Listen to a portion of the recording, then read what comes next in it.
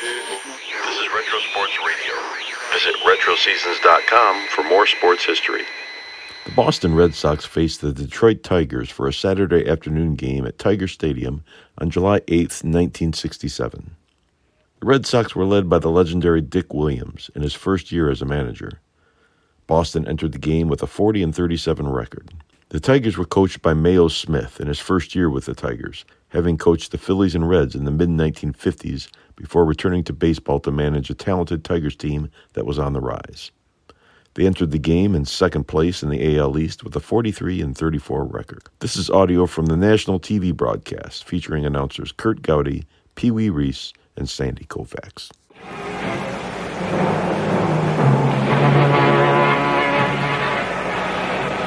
Hi, everybody. This is Curt Gowdy, your play-by-play broadcaster of NBC's Major League Baseball, along with Pee Wee Reese and Sandy Koufax.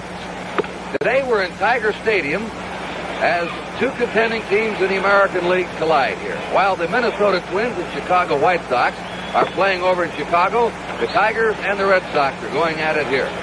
And, of course, the Red Sox have been the surprise team of the American League this year, a club that finished ninth last year, which has many fine players, right now is in pennant contention and plays 47 games at home in the last half of the year. The Tigers went into a bad slump for a spell, losing 14 out of 19, but they bounced back now and have won 5 in a row.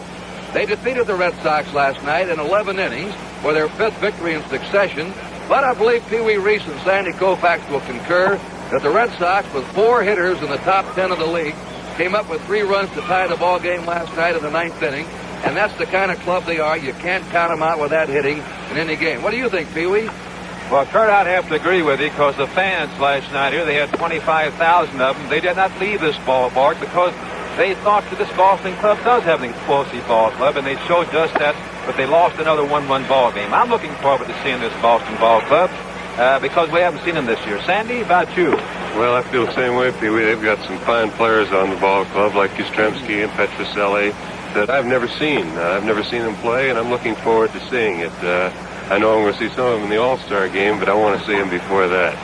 Well, it seems like that we do know this Boston ball club because Mr. Gowdy's always talking about what a great ball club they have. And, of course, the Detroit ball club's had a few injuries, but they're sticking right in there. I think they'll stay in there. If they can stay close until K-Line gets back, I think they've got a good chance. It's a little tough on a ball club to lose, the number 1 ball player on the club and possibly the number 1 player in the league and stay in there. I think it hurts them physically on the field and mentally. But if they stay close until his hand's better, I think they're going to be right up in it all year. Okay, Curt, that's it from over here. All right, today's pitchers here on a beautiful afternoon in Detroit. Denny McLain, a right-hander, 9 wins and 9 losses, will be working for the Tigers. And another right-hander, Lee Stange, 3 wins, 5 losses, will be pitching for the Red Sox. NBC's Major League Baseball will continue from Tiger Stadium, Detroit, as the Boston Red Sox meet the Detroit Tigers. Are you ready for NBC Week? Sundays this fall, Bonanza returns. Bonanza. Great new adventures on the Ponderosa. Following Bonanza every Sunday this fall, a spectacular new adventure series.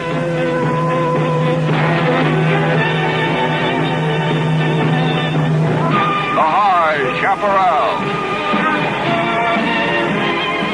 On Sunday, September 10th, see the special 2-hour premiere of The High Chaparral. Big, new, different. Are you ready for NBC Week? We'll be ready for you. Now the batting orders for today's game for the visiting Boston Red Sox. At second base, leading off, will be Mike Andrews. Batting number 2 at third base will be Joe Floyd. In left field, hitting third, Carl Yastrzemski. The cleanup man in right field is Tony Conigliaro. The first baseman is George Scott, batting number 5. Rico Petrocelli is the shortstop, batting number 6. Reggie Smith is in center field, batting 7. Mike Ryan will be catching, and the pitcher will be Lee Stange. Stange pitching, Ryan catching. The battery today for the Boston Red Sox.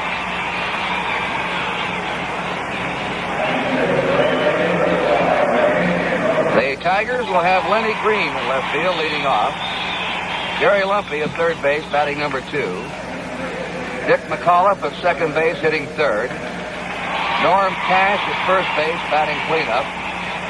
Jim Northrup in right field batting number 5. Bill Freehan will be the catcher hitting 6th. Mickey Stanley in center field batting 7th. Ray Euler, the shortstop, batting 8th.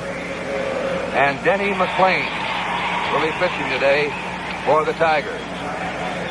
And the men in blue are walking out, and they're really the men in blue today with their lovely blue shirts and blue pants and blue caps in the American League here in the hot weather. They take off their jackets. They're Bill Valentine behind the plate, Marty Springstead at first base, Johnny Stevens umpiring at second, and Bob Stewart at third. Wally Moses out representing the Tigers, and Dick Williams, the rookie big league manager, exchanging a lineup card. He's looking right at you now over the shoulder of the umpire of the Red Sox. It's always interesting to note that they make out the lineups in triplicates, and when they go to the plate, they exchange lineup cards, with the umpires having one and each manager having a lineup card. Here are the standings right up to the minute now in the American League. Chicago won yesterday. They lead the Tigers by 3, the Twins by 3.5, the Red Sox by 6. Ladies and gentlemen, our national anthem.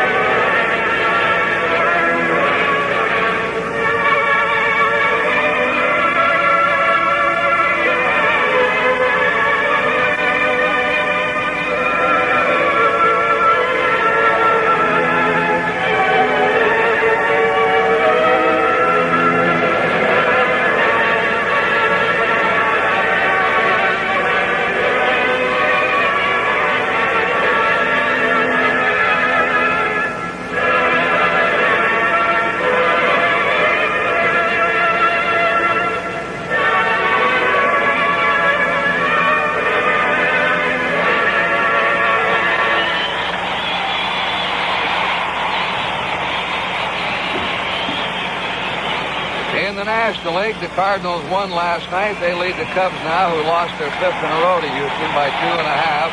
The Reds by 4, the Braves by 6, and the Giants by 6. The Giants won last night against the Dodgers. They're 6 out instead of 6.5. So we still do have 2 sizzling races here in the Major League as we're approaching the All-Star game break. The Tigers are on the field. Denny McLain is about to begin his warm-up pitches on a warm afternoon in Detroit. Temperature is in the 80s here. It's a little bit muggy. We have very little breeze. What breeze there is blowing from home plate out towards second base. This is one of the prettiest ballparks in the majors, and incidentally, one of the best action or hitting ballparks. There's a good background here for the hitters, and the stands are within easy range in left field and right field, and also a low line drive is out here. So it's not an easy park to pitch in unless you make those batters hit it straight away, because there's a very deep center field here of 440 feet. So the idea is to keep the right-handers and the left-handers from pulling and to get them to hit into this deep center field. Now as Denny McLain warms up, let's have Sandy Koufax talk about the Tigers starting pitcher. Well, Kurt, McLain's basically fastball and curveball pitcher. They say he's working on a slider now, which might be because he has a little trouble with the curveball. He hangs a lot of them, gives up a lot of long balls, a lot of home runs. I think he's given up 23 already this year. And I think the slider might be an easier pitch for him to control. So he's trying to, get another pitch to go with his good fastball and keep the ball down. Denny can be awfully tough when he keeps the ball down because he's got good breaking stuff and a good fastball. All right, Sandy, Denny McLain, an accomplished Oregon player, is now pitching to Mike Andrews, who will be 24 years old tomorrow. He's one of the old men on this Boston ball club. Andrews batting .254, has 3 homers, 16 RBIs. This is his rookie season. He played for Dick Williams at Toronto last year.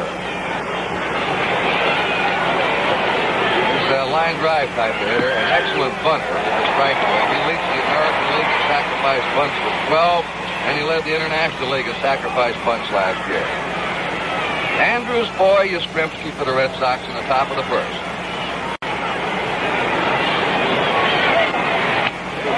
And he bloops it out into center. It's going to drop for a base hit. He hit a curveball.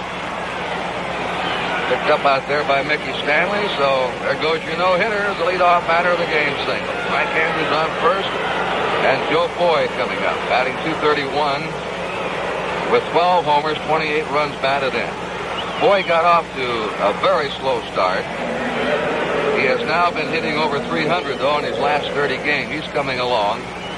And the Red Sox think he'll have a solid second half of the season with a bat. He's a straightaway hitter. Has a lot of power to left center and right center.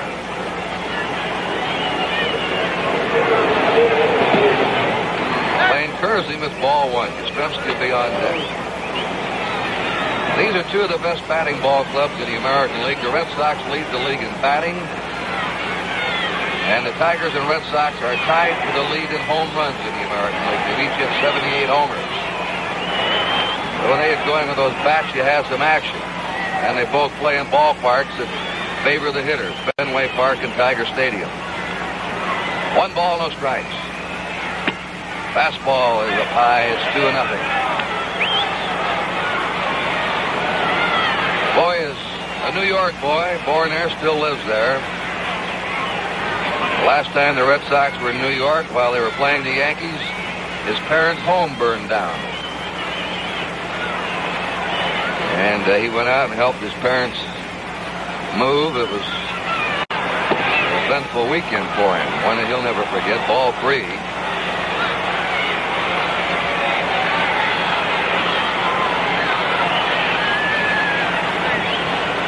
Boy looks the ball over well. He led the Red Sox in walks last year.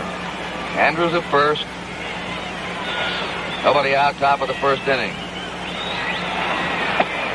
He walked on 4 pitches. Now the Red Sox have runners on first and second. Nobody out. And Carl Yastrzemski coming up. He's been in a slump. He's a streaky hitter. When he gets hot, boy, he can be as hot as anyone in baseball. And he can cool off and have his problem. He's had only 1 hit in his last 19 times up, but he's still right up there in the batting title race, hitting .313. Frank Robinson leads the league with .337. Yastrzemski's third in batting. Straight away for him. He's pulling the ball more this year, Yastrzemski is, than he has in the past. He used to be almost a dead opposite field hitter. Strike to him. Canigliaro will be on deck. Andrews is at second. Foy at first. Nobody out.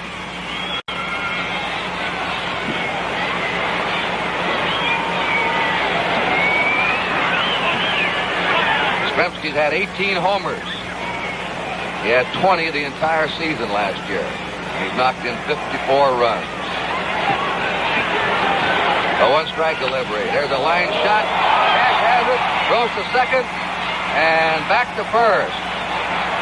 He was going for the triple play. He had a cinch double play at first. He flipped over to Andrews, and Andrews is doubled off, but Ray Euler, the shortstop, making a play. Cash had visions of a triple play at that time. He saw he had easily doubled off first. Boy, all he had to do was run over there and step on the bag. But he was hoping to get the toss to second and then back to him at first for the triple play. And that was a fairly close play at second for the double play.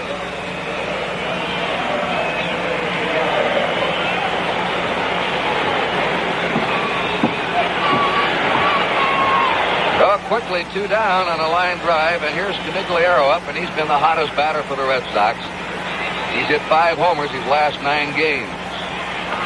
Boy getting back.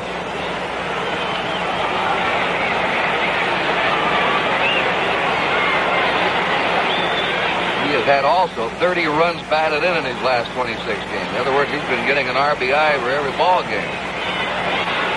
He got off to a slow start, and then he went into the service for 2 weeks to set him back.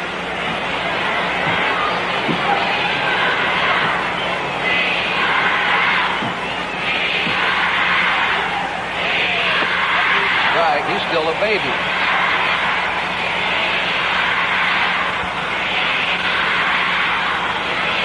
Started playing with the Red Sox at 64, and he's only 22 years old.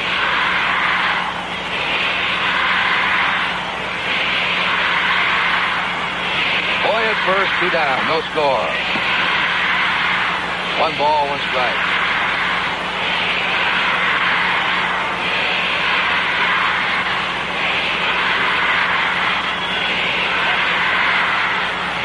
Migliero has not been injured this year. He's had a pension for getting bones broken. He's had 3 broken bones. High fly, right center. Mickey Stanley galloping over. Hauls it in, and that is out of the spot. No runs. 1 hit for the Red Sox. There were no errors, or 1 man left. Middle of the first inning, our score. The Red Sox nothing. The Tigers are coming to bat.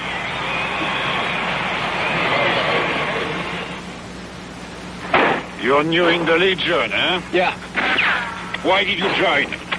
Went out of town one day. Business. Took the family's right guard with me. You left your whole family defenseless? Yeah. Get off my sand dune! Gillette Right Guard. The perfect personal family deodorant, because nothing touches you but the spray itself. Don't leave your family defenseless. Get an extra Gillette Right Guard. Oh, am I getting a terrible shave? Oh, am I getting a terrible shave? Here, Henry, stop that moaning. Oh, am I getting a wonderful shave? Oh. Lee Stange warming up. Sandy Koufax on Mr. Stange. Kurt Stange is 3-5 this year. He's had a sore arm all spring. They think he's come around now. He's a sinker slider type pitcher. He'll throw that fastball inside and try and move the right-hand hitters back a little bit and try and make you hit the slider, which is probably his best pitch. Stange will throw an overhand curveball mostly to the left-hand hitters. He doesn't throw too many to the right-hand hitters, but he'll try and throw that straight overhand curveball to the left-handers as a third pitch to them. Lenny Green, 13th professional baseball season, leading off for the Tigers, called up from their Toledo Farm Club. And the first pitch is in there for a strike. K-line out. Gates Brown is out. Willie Horton is ailing. He may not play regular the rest of the year. Tigers were desperate for outfielders, so they made a trade to get veteran Jim Landis and brought Lenny Green up. Green was released by the Red Sox. He hit that on a line to Mike Andrews, and there's 1 down. And Green has been hitting that ball since the Tigers brought him up. He's been coming through for him. Here's Jerry Lumpy, batting 191. He's another line drive type hitter. Don Wirth, the regular third baseman of the Tigers, has a pulled hamstring muscle. So Lumpy's in the lineup.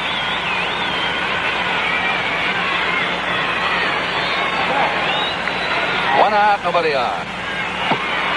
Ball 1. Remember how small Bobby Shands used to be? Well, this fellow's not much bigger. He weighs about 162, 63 pounds. A 1-0 delivery. Strike. And Pee-wee, I think by the time he hangs in this ball game when it's over, he'll weigh about 154, 55 in his hot day. He stands a good chance of losing a little bit because it's hot and humid here to Detroit today. But usually these little fellas can take it better than the big ones. Low and away, ball 2, strike 1 to Jerry Lumpy. Dick McAuliffe on deck. These Tigers are loaded with left-handed batters. 5 of them in their lineup. 2-1 pitch. At the letters, 2-2.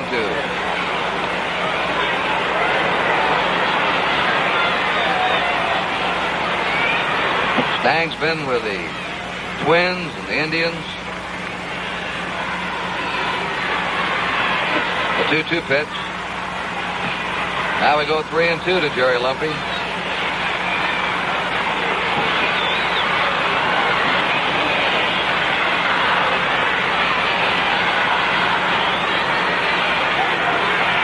One out, nobody on.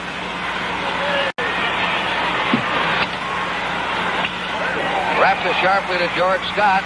George makes the play, and he's there. 2 down. George Scott of Greenville, Mississippi, told us today that his mother's watching him play. She bought a television set, especially for this game. Said, my mother's name's Magnolia. And he said, say hello to my mom. She's looking in. Never seen me play in the big leagues before. And he said, I got to get a couple long taters for her today. I got to get 2 long hits and make 2 good plays in the field for her. So we'll see how he does today. He's quite a fielding first baseman. 2 down, nobody on, and Dick McAuliffe up batting .252. Just right. Here's a fellow that never looks too comfortable at the plate, does he, Pee-wee? Oh, he does. And I would say it's a very unusual stance. If you watch him now, it looks like a cigar is going in up there, but he can swing that bat. He pops it up in his shallow right. Tony Conigliero's there. And it's an easy 1-2-3 inning for Lee Stange. The Tigers 3 up, 3 down at the end of the first inning to score. The Red Sox nothing and the Tigers nothing.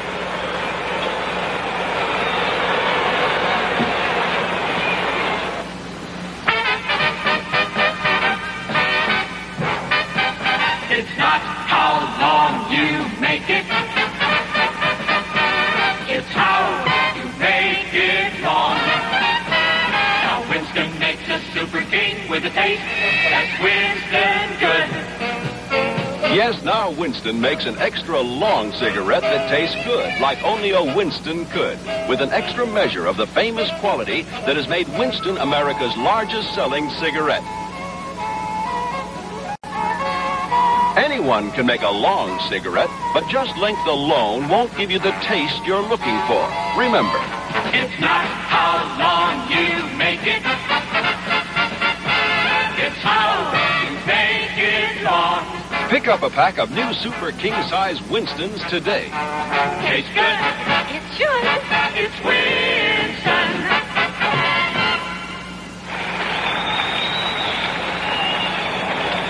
And here's George Scott now, Greenville, Mississippi up. Hitting .293, he's had 10 homers, 40 runs batted in.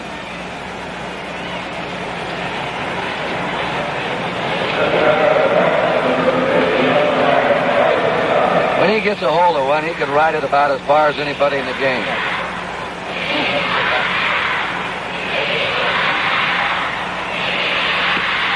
Ball one to him. It'll be Scott Petroselli and Reggie Smith for the Red Sox in the second.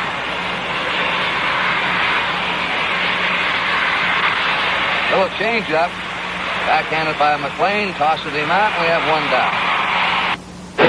Here's the starting shortstop for the American League in the All-Star game in Anaheim Tuesday, Rico Petroselli. The strike, he's been out of action about 10 days. He was hit on the wrist, the right wrist. You can see it taped up. And he broke back into the lineup last night.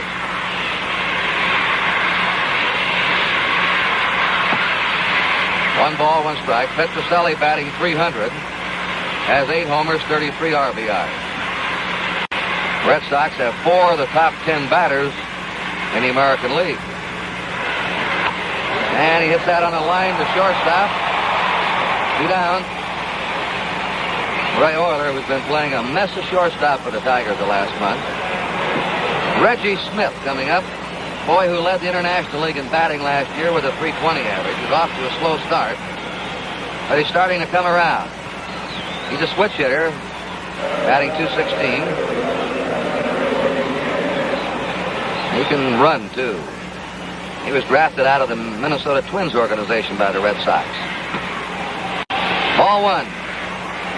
2 down, nobody on, no score. Top of the second. NBC's Major League Baseball.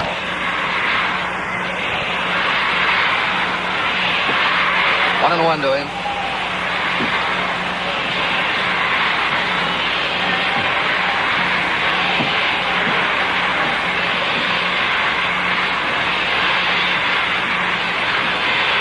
One pitch to Reggie Smith is 2-1.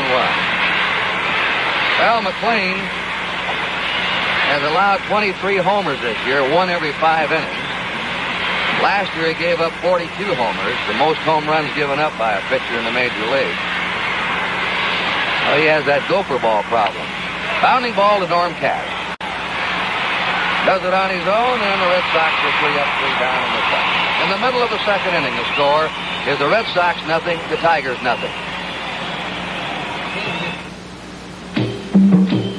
No matter what your mode of travel, or how much luxury you've grown accustomed to, it's easy to get carried away by the long, fine car looks of Plymouth Fury, and by a price that seems meager to anyone who appreciates sport luxury.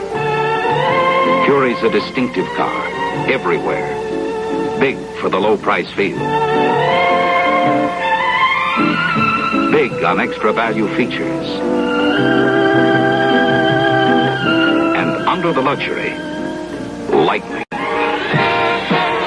The most powerful standard V8 in its class, all of which accounts for the great popularity of Fury 67. Plymouth is out to win you over this year. Follow your heart to your Plymouth dealer today.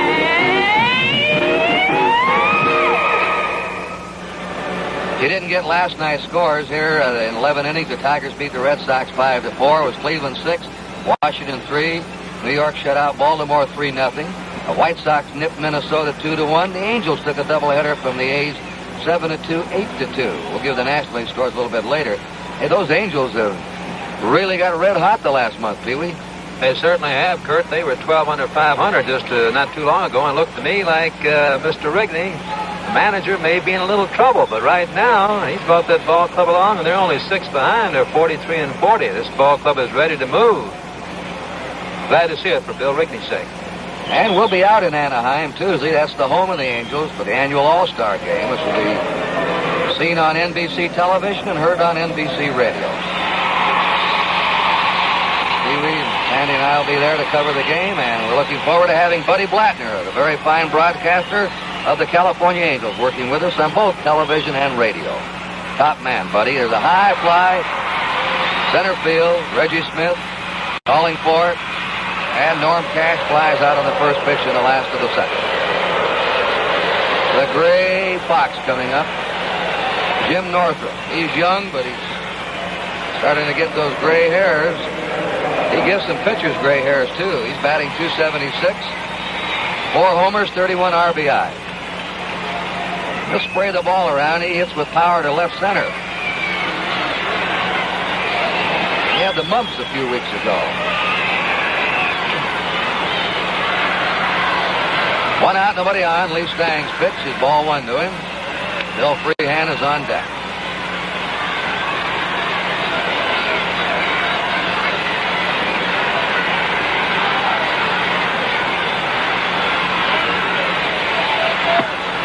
Strike to him, 1-1. Northrup graduated from Elma College in Elma, Michigan. He won letters in 5 sports. Quite an athlete. 1-1 pitch to him. A strike. We're about as close to the playing field here as any broadcast location in the major league. Our NBC booth is suspended just above the Tiger on deck circle. You can almost reach out down there. We're looking right down at Bill Freehan now. He's right down below him.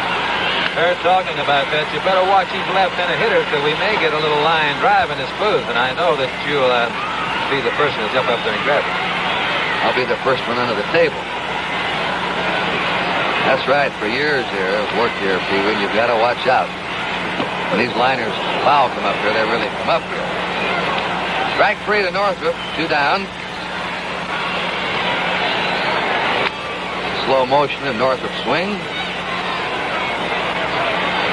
Just got under that pitch.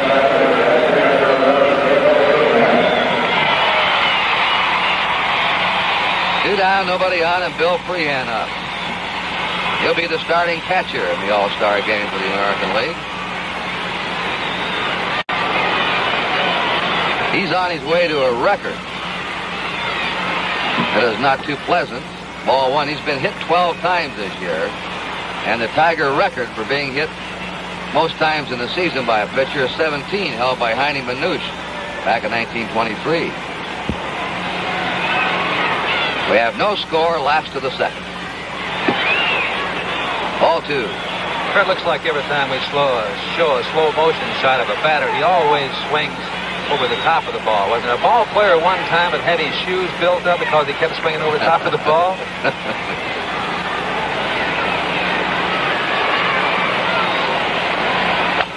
Pounding ball to Joe Foy at third.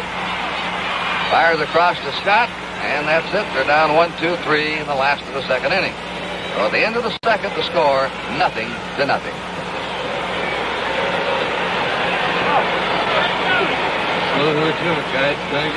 The Gillette Techmatic razor costs $2.95. Ask your face about it. How about it? I thought you'd never ask. I want one. Why? Look, I can't stand pressure. The lighter a razor feels, the better I feel. And this Techmatic feels very light. Uh-huh. Now, nicks. Do you know what one nick can do to my pride? With the Techmatic, you're just not going to nick me so much. That's a fact. You're very sensitive. Yes. Another thing about the Techmatic, this crank. It unwinds a super stainless steel band. It's so easy. You won't keep shaving me with a worn-out edge just because you are too lazy to get nasty. Too lazy to change blades while you're shaving. You'll flip that lever. Hey, you really do want a Gillette Techmatic, don't you? Well, why didn't you say so before? Well, faces should be seen, not heard. We want to remind you that the telecast and broadcast time of the All-Star Game Tuesday will be 7 o'clock Eastern Daylight Time, 6 o'clock Central, 5 o'clock Mountain, and 4 o'clock Pacific Time.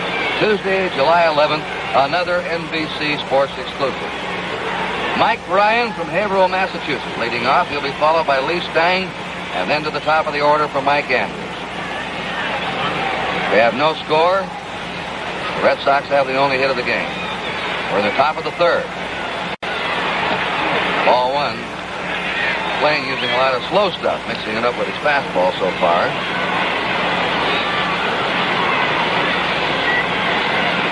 Ryan caught a game recently. He didn't know it, but he had a dislocated knuckle and knocked in 3 runs during the game. 1 ball, 1 strike. They had to put the knuckle back in place after the game. I believe I'd have left that knuckle out of place.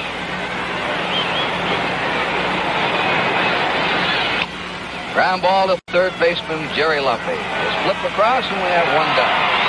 Third inning.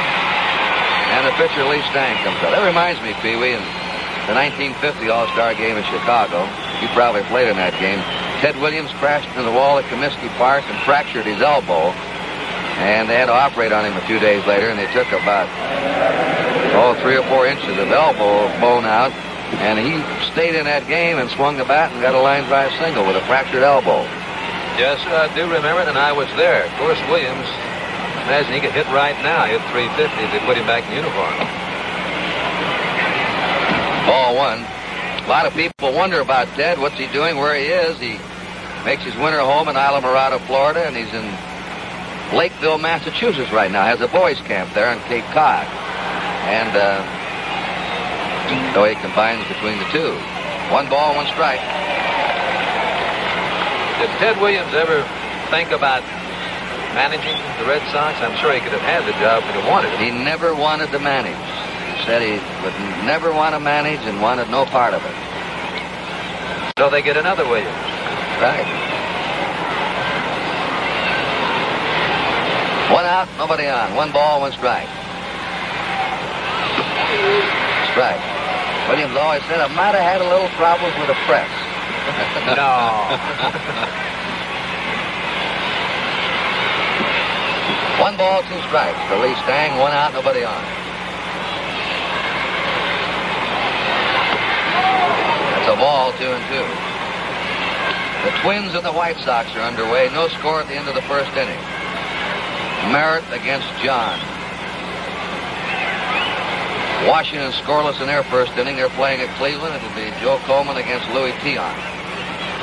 The rest of the action's tonight in American League. All three to the opposing pitcher. In the National League, the Pirates are leading Cincinnati 2-0 at the end of the first inning. Arrigo against Sisk. Los Angeles and San Francisco hasn't started. And the rest of the National League games are tonight. 3-2 pitch to Lee Stange. They walked him. They lost him. He was ahead on the count. So there's a runner on first, one out. Mike Andrews coming up. You know, before the game, we asked Dick Williams, the rookie manager of the Red Sox, and he thought the Red Sox would stay in contention the rest of the year. Kurt, I think we'll get stronger as we go along. We've been losing a lot of one-run ball games and winning an awful lot the past couple of weeks, but this ball club doesn't give up. It's a young ball club. It's gaining experience as the season progresses, and our pitching is getting stronger as we go along, so I look for us to be up in contention the full year. Ball one. By the way,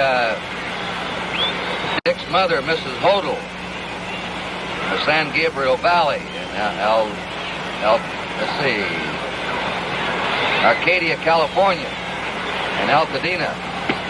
Watching Dick today, we understand. NBC outlet out there. You played with Dick, Pee-wee? Yes, sir, I certainly did, and I saw him when he dove for a ball in Ebbets Field to hurt his shoulder, and I think he would have been a real fine outfielder. Andrews takes ball 2, 2-1. It was nice to hear Bobby Doerr, the great second baseman for the Red Sox for a number of years, who's now coaching for him at first base, say that he thought that Williams should take full credit for this ball club doing what it has done this year. He's done a real great job in getting this ball club from being a country club into a real contender. Andrews hits that fly ball to Mickey Stanley. Center fielder, 2 down. Stange at first. And Joe Foy up, walk. This game comes to you from Tiger Stadium in Detroit, live and in color, exclusively on NBC.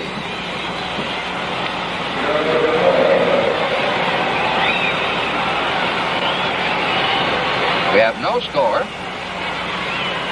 We're at the top of the third inning. The Red Sox have 2 down, and Lee Stange at first. Foy still batting, 231.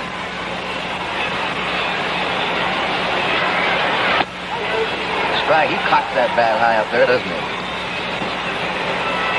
Just noticing that, Kurt. We talking about it a while ago. Yastrzemski and Reggie Smith, a lot of them have that closed stance a little bit like Ted Williams. I guess he's taught this ball club in spring training, hasn't he? Not only that, he's worked with them, down the minors. There's the high fly to straightaway center. Stanley had flipped those sunglasses down. And that's it. 3 putouts for center fielder Stanley so far, and the Red Sox are all out in the third. They had no runs, no hits, there were no errors, but 1 man left. So in the middle of the third inning, the score is the Red Sox nothing and the Tigers nothing.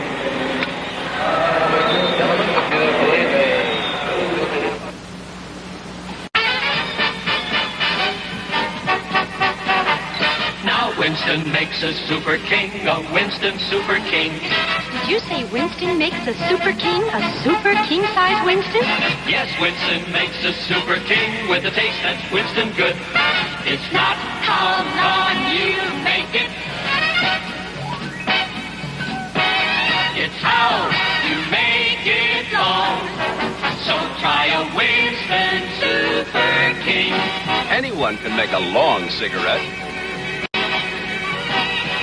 But it's not how long you make it, it's how you make it long.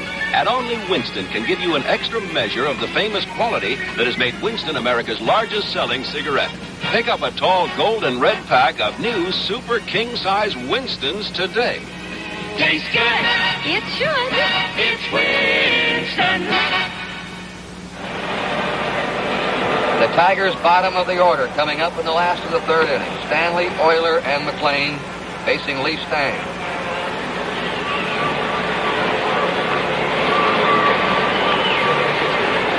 Stange 30 years old, lives now in St. Louis Park, Minnesota. And the boy is facing Mickey Stanley and really play a marvelous defensive outfit. His hitting has been doubtful, but he can go get that ball. Batting .218, 4 homers, 14 RBIs.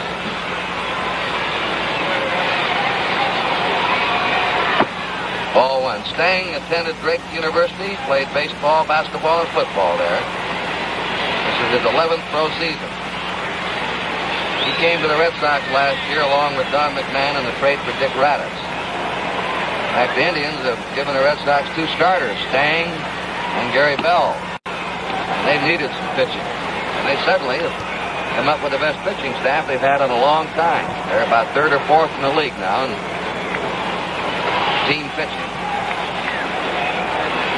In fact, I think the last 20-some games, nobody had scored over 3 runs a game on it, or over 4. They're getting good, steady pitching. High pop-up. George Scott, the first baseman. Foul ground. 1 out. Miller, the next batter. Batting .208, no homers, 14 RBIs.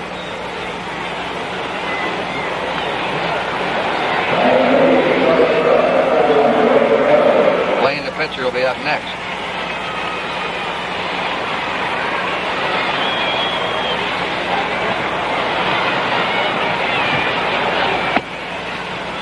Ball 1.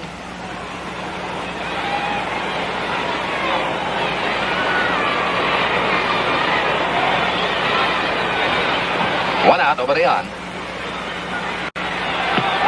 1-1 to him.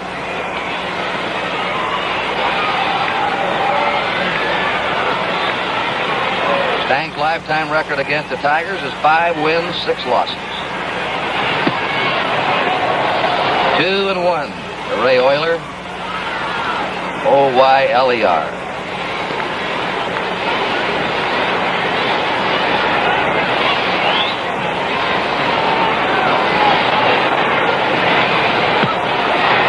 The 2-1 delivery. 3-1 now. He doesn't walk many. He gives up about 2 walks every 9 innings he pitches.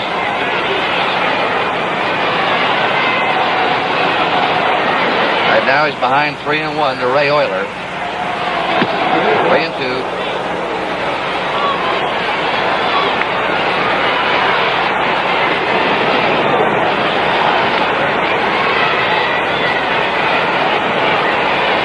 Pretty good crowd here today, Saturday afternoon in Tiger Stadium. 3-2 delivery. Bounding ball. Petrocelli can't handle it off the bag. And Oyler's on. That's an error charge to Rico Petrocelli.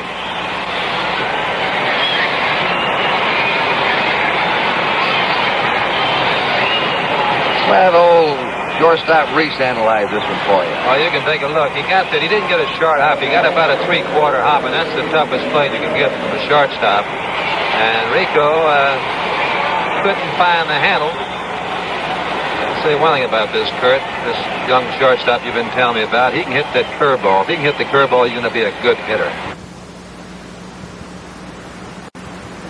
And Rico couldn't find the handle. Say one thing about this, Kurt. This young shortstop you've been telling me about, he can hit that curveball. If he can hit the curveball, he's going to be a good hitter. Tries the bunt and fouls it off. Mike Andrews diving and can't get to it.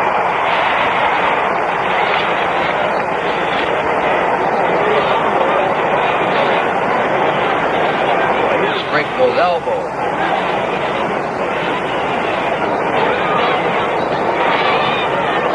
No score. After the 3rd inning here, the Tigers have 1 out. Ray Oyler at first base. And the count is 0-1 to Dennis McLain.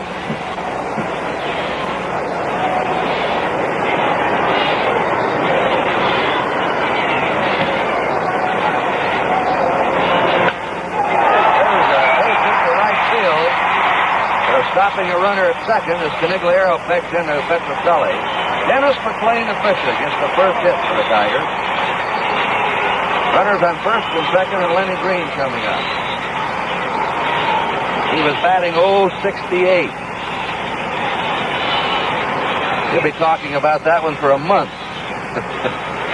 Looked like Stange tried to throw him a high fastball, Kurt, making it difficult to butt it, and the high fastball is probably a little easier to hit it.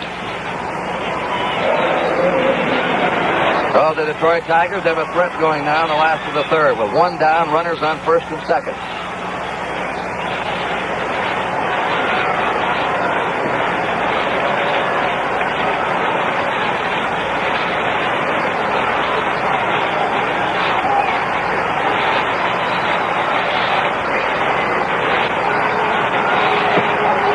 Strike to Lenny Green. Lined out to second his first time. Lenny didn't have too far to go to join the Tigers. He was playing at Toledo. His home is here in Detroit, and he was commuting to Toledo to play minor league baseball.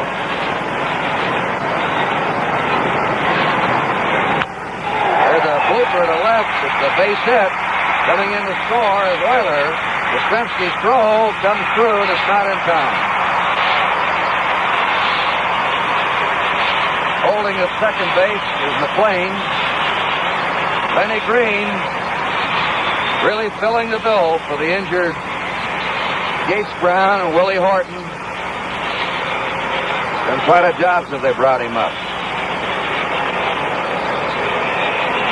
The Tigers lead now 1-0. The runners on first and second, one out. Jerry Lumpy's up, and he grounded out his first time.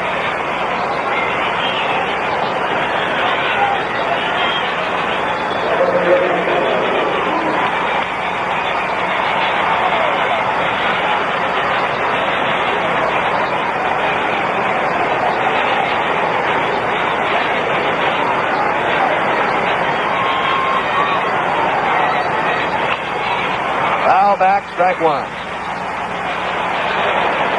Earlier, you were talking about a while ago that the Crossball Club has put 5 left-handers at the start of this lineup. As we saw out here last night, Dick Williams came with a left-hander the first opportunity he had. I wouldn't be a bit surprised he does it today. There's no action in the bullpen right now, though. The one strike pitch. Hammered foul on the ground, strike two.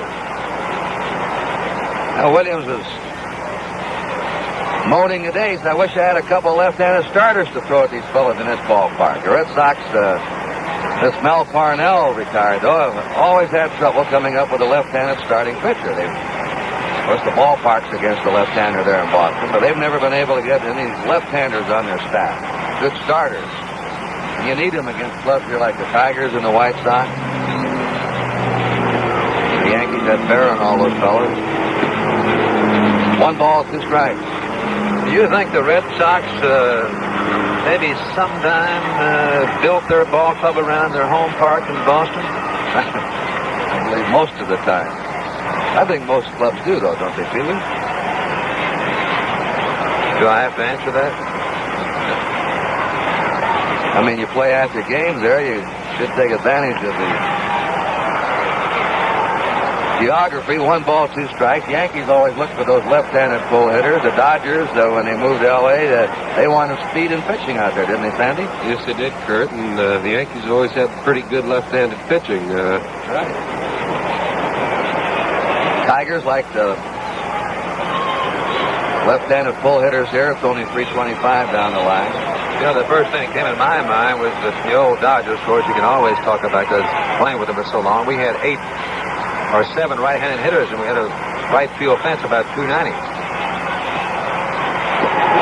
Change-up fooled Jerry Lumpy and struck him out. That's right. Snyder was the only one to really take aim on that fence, wasn't he? That's right. Of course, as you've said many of the time, it was a bandbox anyway. Now we have to needle you a little bit. 2 down. Runners on first and second, and Dick McAuliffe up. Flying out his first time. Tigers are leading 1-0 here in the last of the third.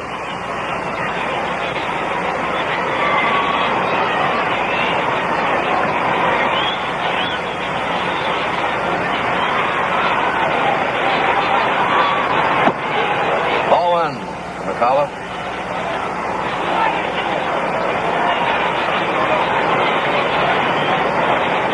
funny sometimes what misfortune can do to a person,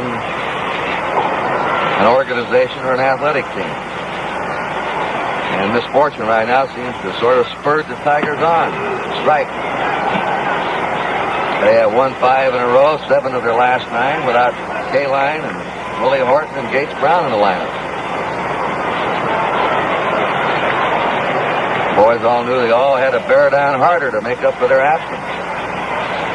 1-1 to Dick McCullough.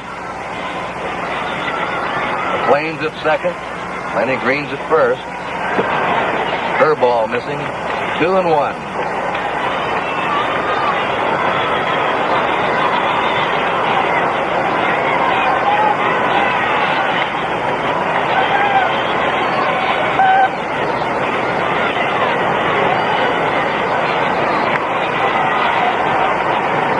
Two down. 2-1 pitch. 3-1 to it. Norman Cash on deck. In the 2 innings, the Twins and the White Sox, no score.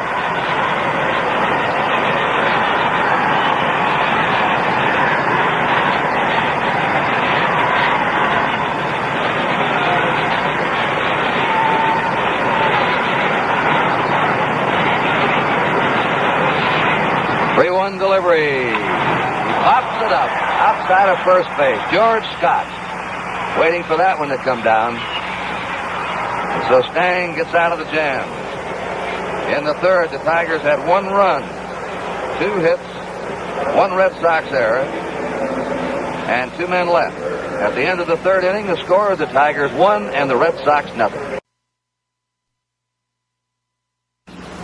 1965.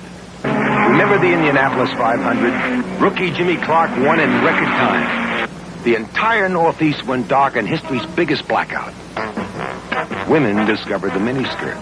And Paul Benson tried Ballantine beer for the first time. It's okay, but I still like my beer better. Now that bothered us, so we did something about it. 1967, and Paul Benson tries Ballantine again. Now that's a great glass of beer. What'd they do? We improved it. It's not easy to make a good beer better, but we did it. 1967 Ballantine is so good, it's now a premium beer. And it says so right on the label. Ballantine's got the flavor that says, hey friend, do it again, Ballantine beer. Hey friend, do it again.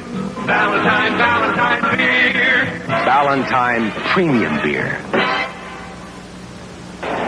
We pause briefly for station identification. This is the NBC Television Network. Channel 6, Schenectady.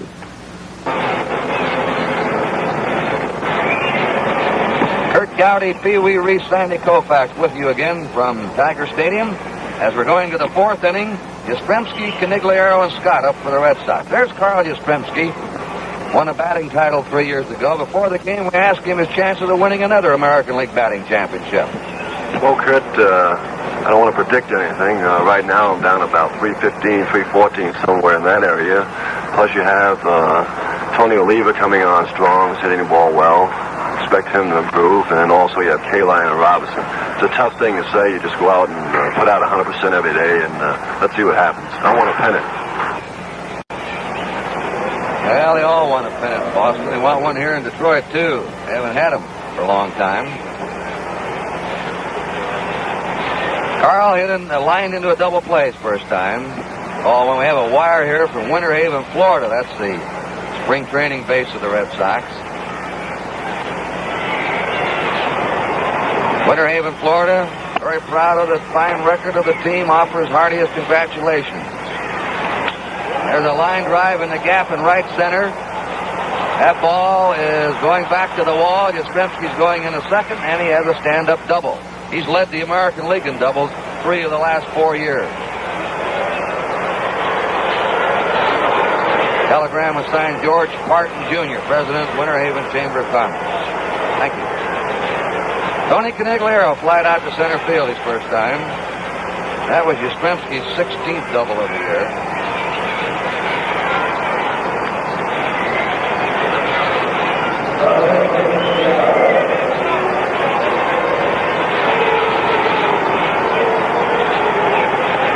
You ever hear one of his rock and roll records, Canigliaro?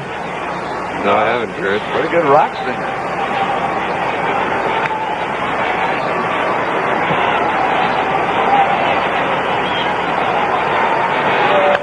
Fouls it out of play, strike one.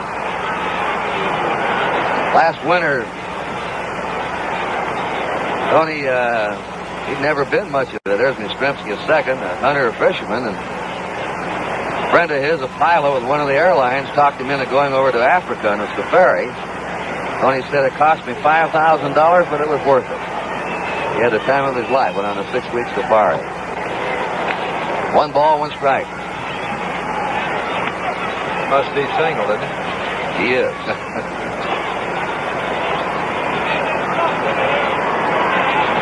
Dennis McLain pitching to Tony Canigliaro with the Tigers ahead 1-0. We're in the 4th inning. Yastrzemski's on second, nobody out.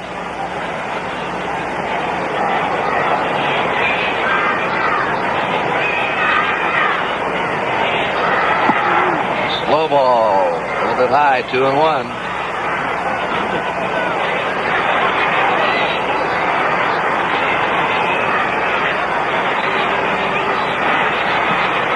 Canigliaro, he attacks the ball. He sticks his head right over that plate, charges right into it. He's aggressive at the plate. 3-1 to him now.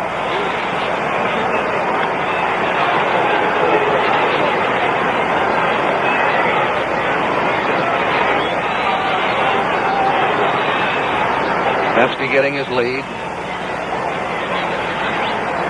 4th inning, NBC's Major League Baseball. Hope you're enjoying the games each Saturday. Fly ball out to Mickey Stanley. Yastrzemski's tagging at second. Stanley deep grabs it, is firing at third. Good throw, a little bit off. Yastrzemski's into third base. And that's the 4th putout for Mickey Stanley. Now the Red Sox have the tying run at third with 1 down. And George Scott coming up, rolled out to the pitcher his first time.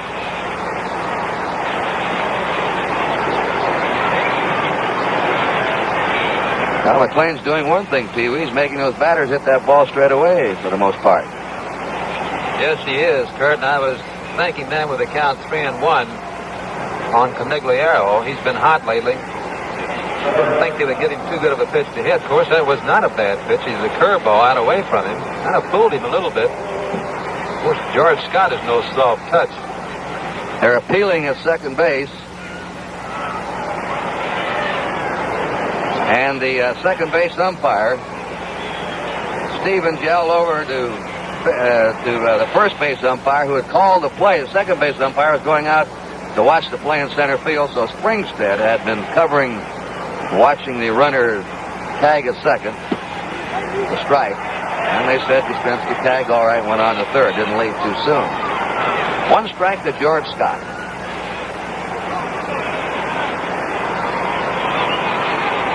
Yastrzemski at third, 1 down.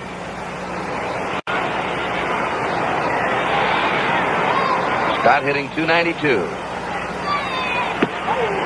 Blows the fastball in there, 0-2. Scott last year hit a lot of home runs early in the year, and he was going downtown on every pitch. Now he's just trying to hit the ball back to the middle this year and hit the right field. He struck out a lot last year. Every now and then he'll take a big ripple, though. No balls, 2 strikes.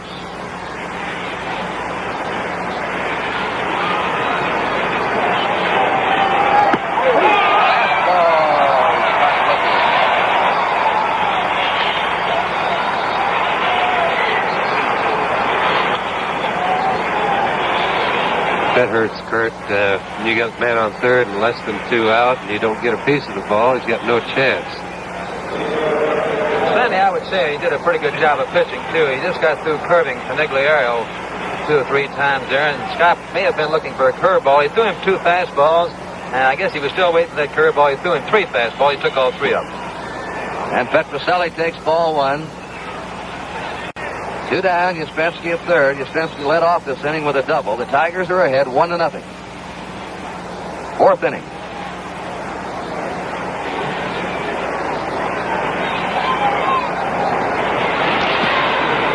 Jimenez slow and 2-0. The Twins and the White Sox now have gone 3 innings, no score. Jim Merritt against Tommy John. Washington leads Cleveland 2-0 at the end of an inning and a half. Pirates lead the Reds 2-0 at the end of 2.5. The only other games going. McLain boring that fastball through. A 2-1 count to Rico Petrocelli. Rico says his 2 greatest thrills in life.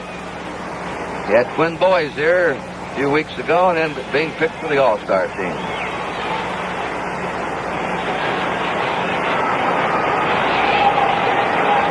The 2-1 pitch.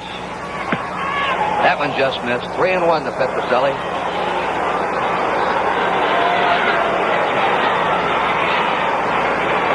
Yastrzemski on third, 2 down.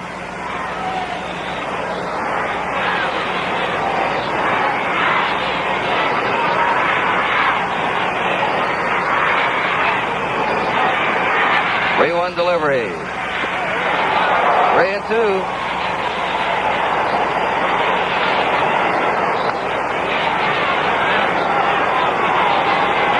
Tell me that Petrocelli's a Brooklyn boy?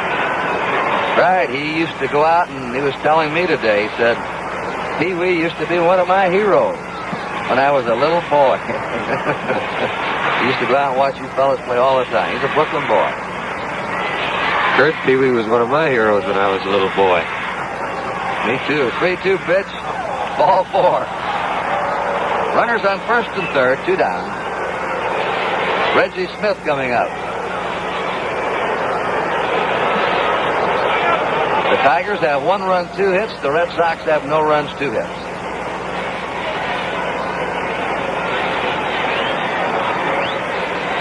Smith grounded out his first time, batting .215.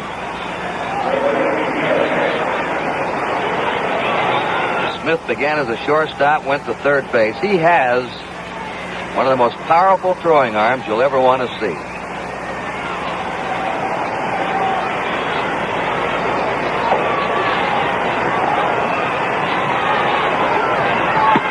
You can get some argument, of course. That's what makes baseball so much fun. You can argue all the time about things, but Red Sox players believe that Smith has the strongest throwing arm of anyone in the American League. There are the 2 runners, Yastrzemski at third, Petrocelli at first. 2 down. McLain has walked 3 so far.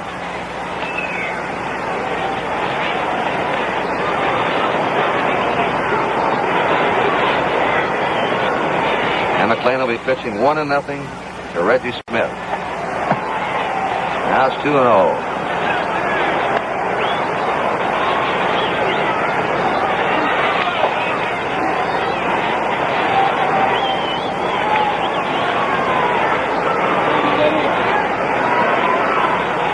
Two balls, no strikes.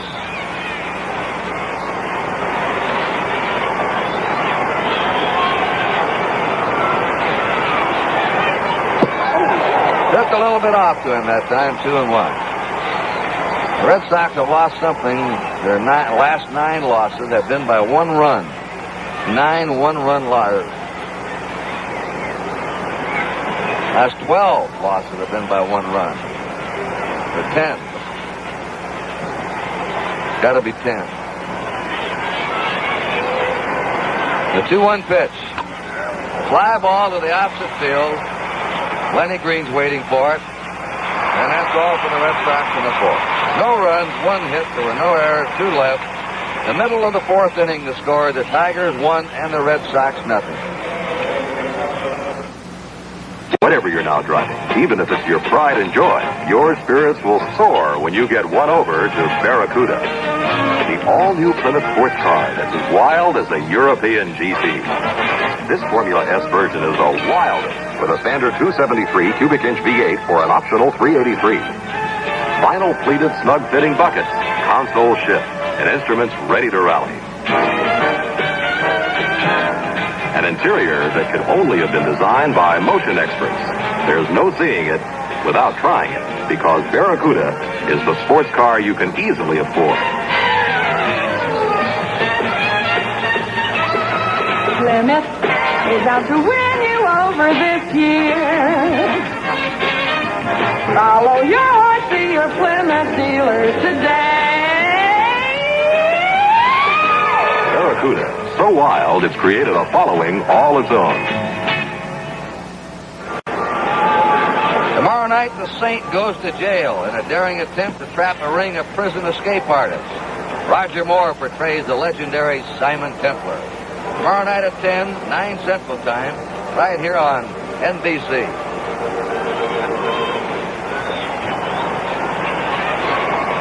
Norm Cash, Jim Northrup, Bill Freehan up for the Tigers in the last of the fourth inning. Cash fly to center his first time up, batting .258.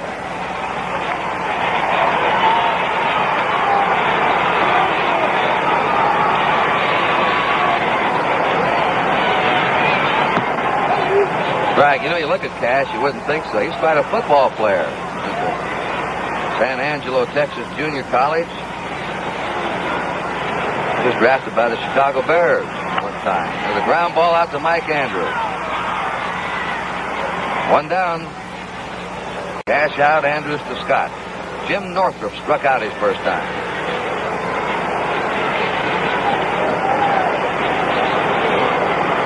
We'll be in Dodger Stadium next Saturday for NBC's Major League Baseball, the Chicago Cubs and the Los Angeles Dodgers. 4 o'clock Eastern Daylight Time. Ball one.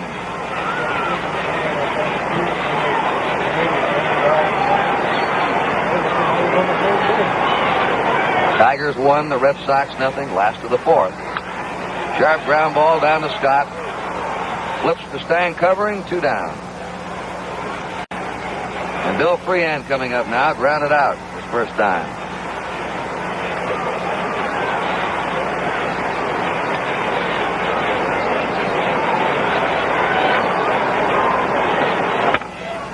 One thing that has helped the Red Sox pitching this year has been their best defensive infield in some time. Petrocelli at short. Andrews has stepped in, done a good job as a rookie at second. Scott's fine first baseman, and Foy's very steady at third. Ball one. And I believe the next picture will tell you that infield's pretty important, right, Sandy? Yes, it is, Kurt. Those great plays behind you make it a lot easier. Strike to Freehan, 1-1 to the big Tiger catcher, Mayo Smith. Looking on, a new Tiger manager, grand fella. 2-1. Kurt, Pee Wee and I were talking. We, made a comparison between Scott and Hodges. Well, we decided that Scott handles the pop flies a little better. Gil used to shake under pop fly. He'd catch bad hops and ground balls, and he hated those pop flies. There's the ball hit sharply to Joe Foy at third. And they're down 1-2-3. We're rocking right along here. And a brilliant pitching duel between McLain and Stange. So at the end of the fourth inning, the score, the Tigers 1 and the Red Sox nothing. Young man. Yes, madam. Is this the one they call the spoiler? Oh, yes, madam. You're absolutely sure? Yes, madam. With the miracle plastic coating on the edge? Yes, madam. But it doesn't say the spoiler. Madam, I give you my word. Thank you. You know, my husband has so much trouble when he shaves. I must tell him about it.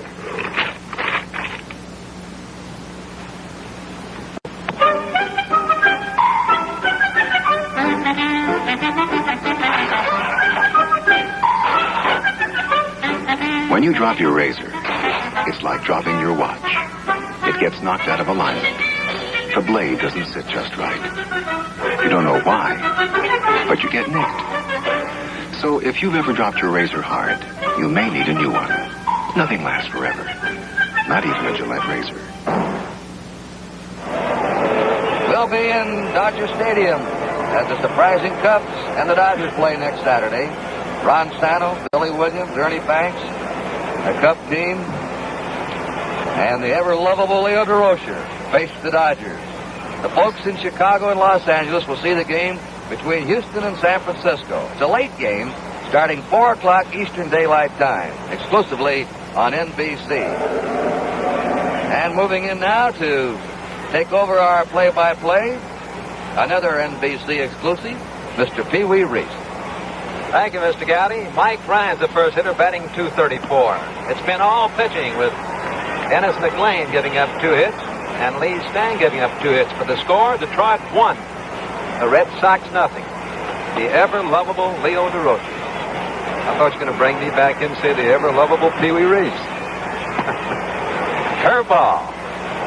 Little high, ball 2. Sandy, I guess Leo may be listening down in Houston today. If you ever happen to play for him, sometimes you don't think he's too lovable. Well, the only time I played for him, Pee Wee, when he was coach. I didn't play for him as manager, and he was a lovable sort of coach. 2 balls, 1 strike on Mike Ryan, leading things off for the Red Sox here in the top half of the 5th inning. He'll be followed by the pitcher, Lee Stange. A real good swing, no contact. 2-2. The last time we were in Detroit, we saw Dennis McLain pitch. I was thinking then that he may have kept his fastball and his breaking stuff down a little bit better then, but he's had real good success. I think he's been up the ball a little bit more today.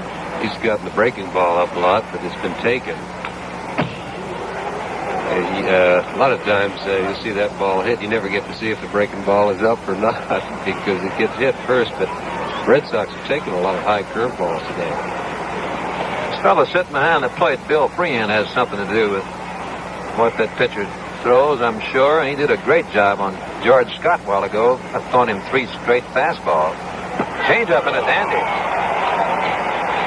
You could see Mike Ryan was out in front of that off-speed pitch of his fastball.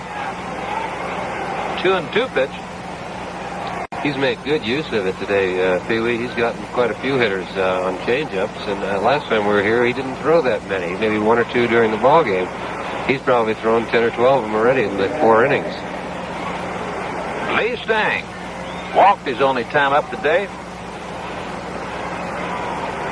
Dennis McLain, his only time up today, is a line drive base hit out in the right field. Pitchers.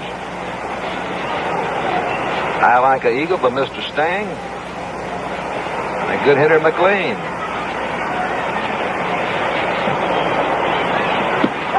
Fastball right in there to call strike 1, and this ball game is moving right along. Remember, next Saturday, we'll be out in L.A. for a game between the Cubs and the Dodgers. The Cubs ran into a little snag lately. They've lost 5 straight. Let's hope they bounce back. 1 strike on Lee Stange.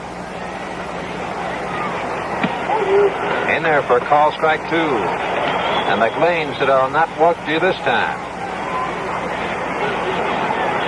You can see the uniform of Stange. It's quite a bit of perspiration on it. It's hot. Humid. Dennis McLain. Talking about Canigliaro. Freehan moves outside, and the umpire started to come up with that right hand. Said it was a little bit too high. 1 ball and 2 strikes. Kurt, Canigliaro, a singer. Dennis McLain's an organ player, isn't he? That's right. They make quite a combo together, wouldn't they, in the off season? He say he just made a record or something? A little lazy looper out in the right field. Jim Northrup under it. Takes it one-handed. Tony made some records a couple of years ago. I don't believe he made any last year, though, but he was cutting records a couple of years ago for a company. Incidentally, McLain, we understand, is opening a new restaurant here, and they're going to name it the Upper Deck. There you go. Oh, the Upper Deck. And they've been kidding him about all the home runs in the Upper Deck he's been giving up here, so that's a good name for the restaurant. Well, talking about the home runs hit off with Denny McLain, he's in pretty good company with Ramus and Robin Roberts, both of them fine pitchers. A high fastball will get you in trouble occasionally. Andrews, the second baseman, takes the first pitch, 2 low, ball 1. Pittsburgh leads Cincinnati 3-0 after 3. In the American League after 2, Washington, Cleveland all tied up 2-2. Minnesota, Chicago after 4, no score. hit a ripple at that one. 1 ball and 1 strike. White Sox and the Twins. Those White Sox get some kind of pitching.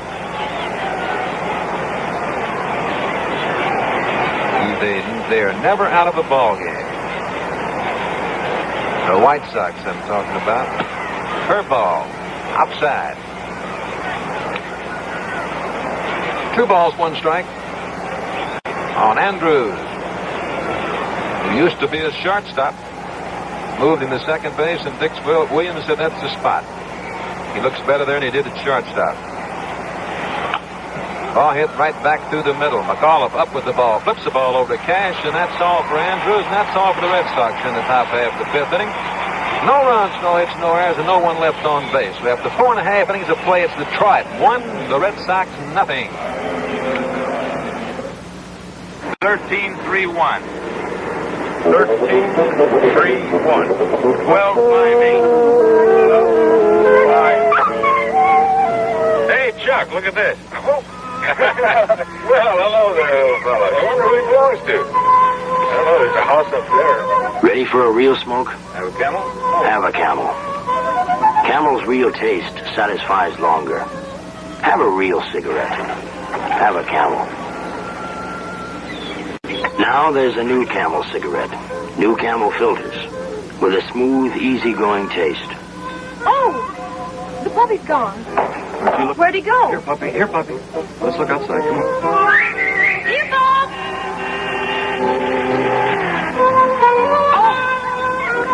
New Camel filters are here with real taste. Thanks a lot, fellas. And Camel's real taste satisfies longer. Taste new Camel filter cigarettes. Before the game, we talked to Mayo Smith and asked him how's the ball club been doing since he lost Al Kaline. Here's what he had to say. How's your ball club been looking since you lost your star Al Kaline? Well, actually, Pee Wee, we've won 7 and lost 2 since Al's been out of the lineup. We were very fortunate in coming up with Jim Landis and also Lenny Green due to the injury to Al and Gates Brown.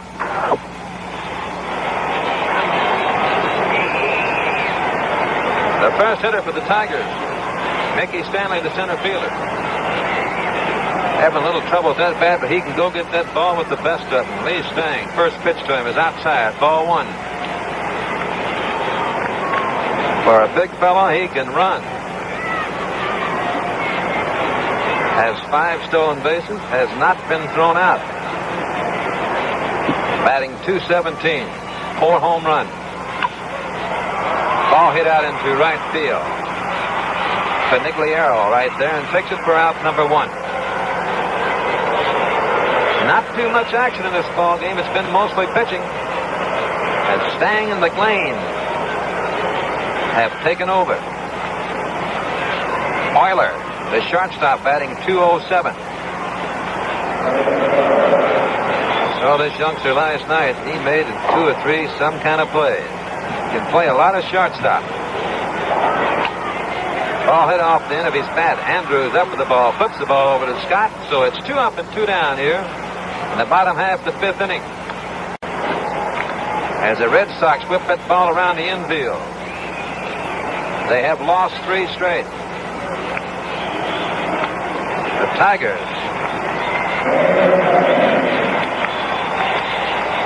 are in second place behind the White Sox. White Sox 43 and 31, and the Tigers 43 and 34. McLain, who got a base hit, 1 for 1 today, takes a look at his third base coach, Tony Cuccinello. Mr. Cuccinello said he's going to. There he is, old Tony, who was with Al Lopez for many years. Every place that Al managed, Tony Cuccinello went with him. Said he was going to play a little golf with Mr. Lopez down in Tampa during the All-Star break. To take a little bet on Mr. Lopez. A little grounder out to Andrews. The ball bounces up on him. He comes up with it over to George Scott, and that's all for McLain, and that's all for the Tigers here in the bottom half of the 5th inning. No runs, no hits, no errors, and no one left on base. The score after 5 complete innings, Detroit 1, Boston nothing. Under normal driving conditions, many motor oils will do a good job of protecting your engine. But in cold weather, some oils thicken and clog. Some grow thin at high temperatures. Some break up at high speeds. Or in stop-and-go traffic. But there is one motor oil that never loses its ability to protect your engine. Phillips 66 Trop Arctic motor oil. Extensive road and laboratory tests, including those performed by automobile manufacturers themselves, have shown that Trop Arctic protects your engine against rust, sludge, varnish, and carbon over a wider range of temperatures and driving conditions than any of the other great long-mileage motor oils. There is no finer motor oil, regardless of price. That's why it's called car insurance in a can. Next time you buy motor oil, get Trop Arctic motor oil from Phillips 66. Let's pause now for station identification. Sunday nights, too, it's Let's Make a Deal at 8:30, 7:30 Central Time. 1964, and Bill Curtis tried Ballantine beer. I like it, but mine tastes better. 1967, and Bill tries Ballantine again. Hey, that's great beer. What did they do? We improved it. Ballantine is so good, it's now a premium beer. And it says so right on the label. Try it.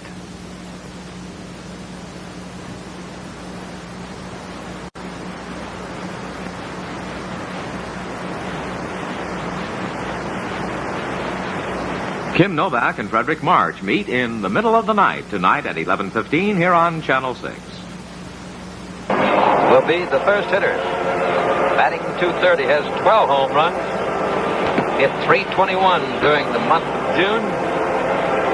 As you can also see there, the Red Sox have not shown too much of that power today. Of course, neither have the Tigers. And sometimes the pitching has something to do with it.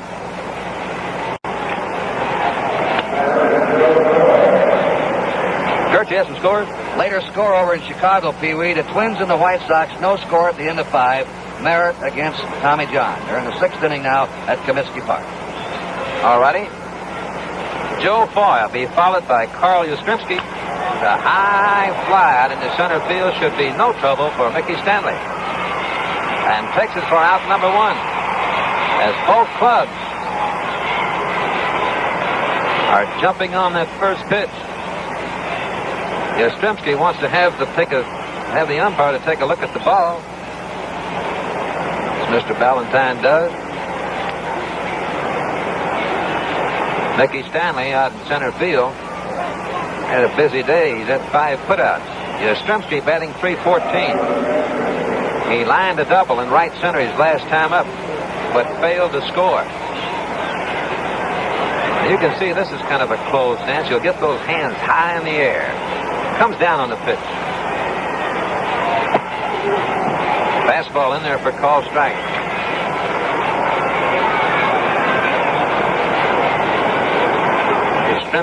Yastrzemski doubled his last time up. He lined in a double play his first time up, so he's 1 for 2. Take a good look at this fella. Not a bad hitter. He takes one of the hardest cuts in baseball, Pee Wee. That bat comes around, hits him in the small of the back. But he really takes a vicious cut. Always has. Won a batting title his first year in the Carolina League. Lost the batting title the next year in the AAA American Association. Has won the American League batting title. So he's always up there in each league fighting for the batting championship. Little tapper. The pitcher will have to get over there. Cash flips the ball to McLain, covering, and that's all for Carl Yastrzemski. Every time I see Yastrzemski, for some reason or another, he reminds me of Ted Williams. He used to wear his hat cocked a little bit like Ted always did. Swing a little bit like him. Of course, when you start comparing someone to Ted Williams when they actually swing that bat, not too much of a comparison. Even though Yastrzemski is a real fine hitter. Speaking of good hitters, there's a pretty good hitter right here, Tony Conigliaro. And I wouldn't say that name too often, Pee Wee. Kind of tough. Just call him Tony C. Conigliaro, Yastrzemski, Petroselli. Get Reggie Smith up there after a while.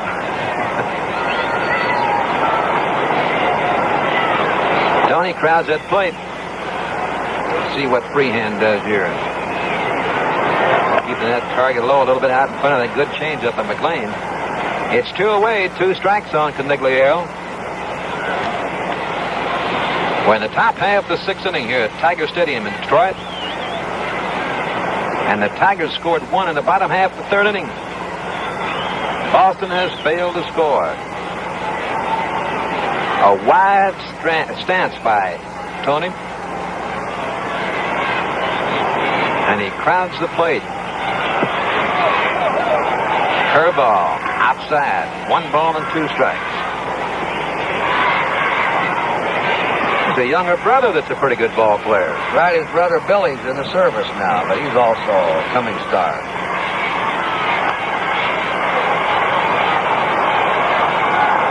Fastball foul straight back. 1-2 is the count. Pittsburgh now leads Cincinnati 5-0. They came up with 2 in the 4th.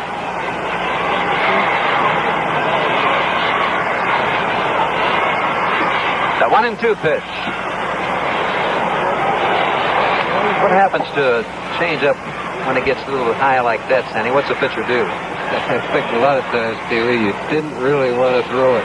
You get it that bad, you almost thinking, I'm afraid to throw it here, and you never even get it close to the plate. It's the safest way to throw it, probably. It's a ball hit pretty hard out in the right center. Northup goes over. He calls for the ball and takes it way out there. That's all for Conigliaro, and that's all for the Red Sox here in the top half of the 6th innings. No runs, no hits, no errors, and no one left on base. And the score after 5.5 innings of play, Detroit 1, Boston nothing. Some people, when they like a car, never want to part with it. Until something like Fury comes along. And Fury comes a long, long way to win you over.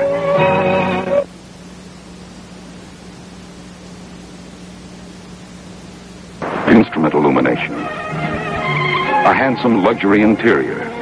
The most powerful standard V8 in the low price field.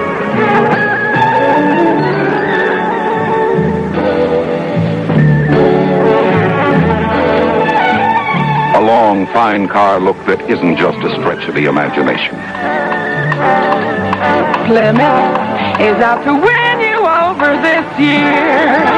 Follow your heart to your Plymouth dealer today. Fury, the most irresistible Plymouth of all time. Well, bands tomorrow afternoon. Sportsman Holiday goes salmon fishing in the remote corner of Canada.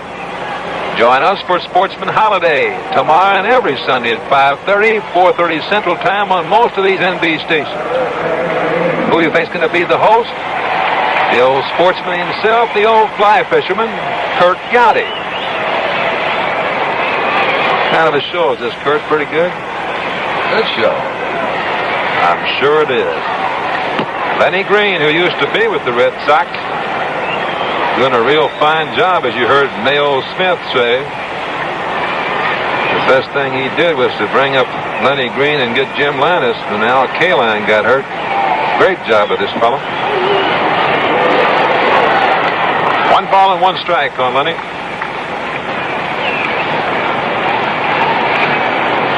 Batting .381.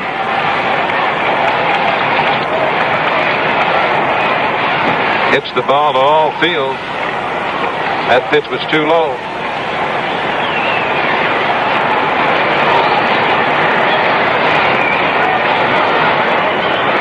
Two hits by the Tigers and 2 hits for the Red Sox. 1 run for the Detroit. Not any by the Red Sox. There's a ball hit out into right field. The right fielder, Conigliaro, cannot come up with it. Other than look out, he's going to be batting 1,000. Pretty hard to do, I guess. Jerry Lumpy. You'll notice now the Tigers throw 5 left-handed batters at Stange. Lumpy chokes up on that bat. Batting second. They may move this runner. There he goes. Ball hit on the left field. This ball could be foul. There's Lenny Green, and he was on his way. As Mayo Smith had the hit and run on. That's what you have to do sometime when you lose a fellow like Al Kaline and Willie Harton and Gates Brown. Your power, you got to hit and run and steal a little bit. You lose your power, Pee Wee, you've got to try something to score some runs. Squeeze a little bit. Runner at first base, that's Lenny Green, the hitter. Jerry Lumpy swings right through a fastball. And a left-handed pitcher warming up. His name is Lyle.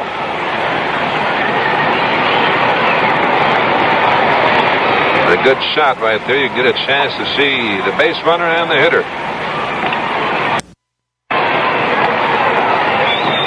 Very seldom see him send a runner with 2 strikes on a hitter. No one out. Sometimes he'll do it with 2 men out. If you throw him out, you just have your hitter come leading things off the next inning. Fastball outside. 1 ball and 2 strikes on Jerry Lumpy as he checks with the coach, Cuccinello, at third base.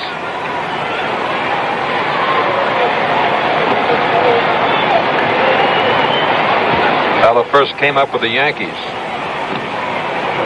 with Kansas City. Bounce around. There goes Lenny Green. Foul ball. Come on back, Lenny. 1 ball, 2 strikes on Jerry Lumpy. The Tigers lead in this ball game by a score of 1-0. Denny McLain against Lee Stange. There's the young left-hander, Lyle, and he throws pretty hard.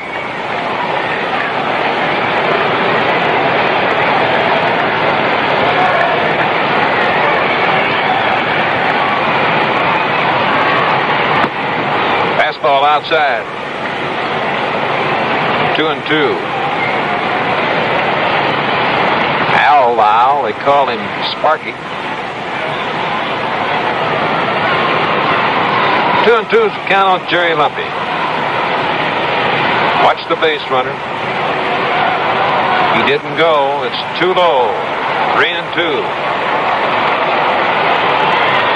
Well, as we've often said, the fellow batting in that second position, he's supposed to be able to handle that bat and get a piece of the ball. So if we count 3-2, no one away, I'm sure that they'll send Lenny Green.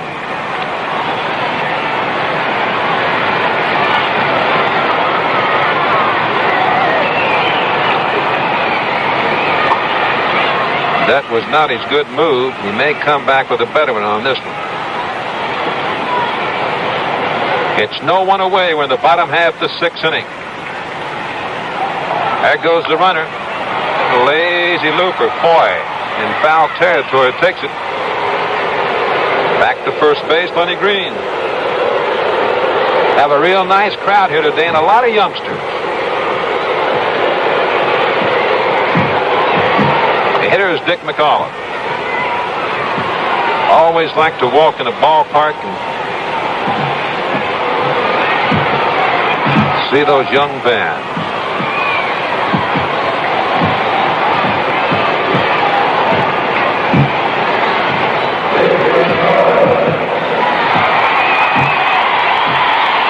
Dick McAuliffe takes the first pitch. It's outside, ball 1. Let's see what he's done today. He's 0 for 2. Batting .250. He has 15 home runs.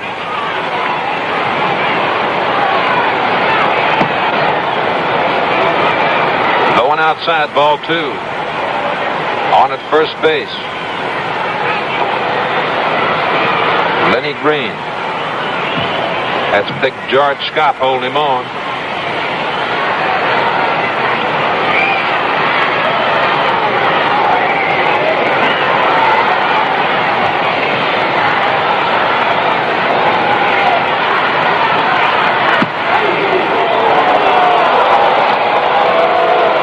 You can see Dick McAuliffe did not like that call, as he has a few words. Mr. Valentine behind home plate. You can't win, Dick. All you can do is get an early shower if you Mayo is coming out now. Of course, he's not protesting the strike, because if you do, you're out of the ball game. He's out there to protect McAuliffe. He didn't want to see him thrown out of the ball game.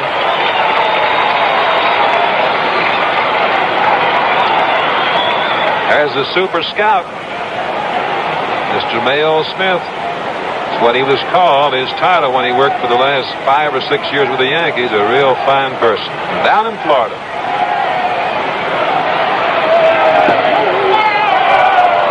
Well, he goes from inside to outside. I imagine McAuliffe right now is thinking that plate must be about 30 inches wide. Just got the black.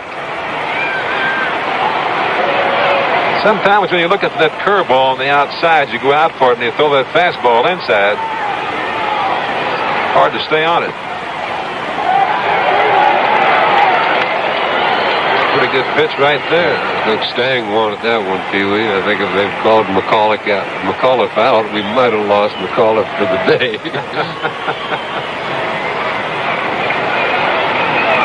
3-2, one away. Lenny Green on at first base. I imagine he'll be running. Flip over there to Stange. The score 1-0. Detroit over Boston. We're in the bottom half of the 6th inning in Detroit. There goes the runner. Pitch was a little outside. Lenny Green moves down to second. That's the first walk. Giving up a lead, Stange, and as Kurt told you, this fellow doesn't walk too many men. Average is about 2 men every 9 innings, and that's very good. Here comes my old friend coming out of the dugout. Sal Magley, pitching coach for the Red Sox. The barber. He wasn't your friend when he was with the Giants. Oh, I'm telling you, I used to hate this man. I'm talking to Sal about it this morning, Pee-wee, about coming from the Giants where, you know, he and the Dodgers sort of had a running gun battle for years, and all of a sudden coming over to pitch for the Dodgers. And I guess he and Carl Furillo became the best friends after years of hating each other. Well, there's a break in the action here at Tigers Stadium. The score, Detroit 1, Boston 0. Marky Lauer. That's the boy, 14. He's going to have all the advantages I never had. See that? Peach fuzz already. See this? The Gillette Hoosiers. A light pressureless shave. Less chance of a nick. No blades to mess around with. All the advantages. Then I got to thinking, why shouldn't I have all the advantages I never had? So...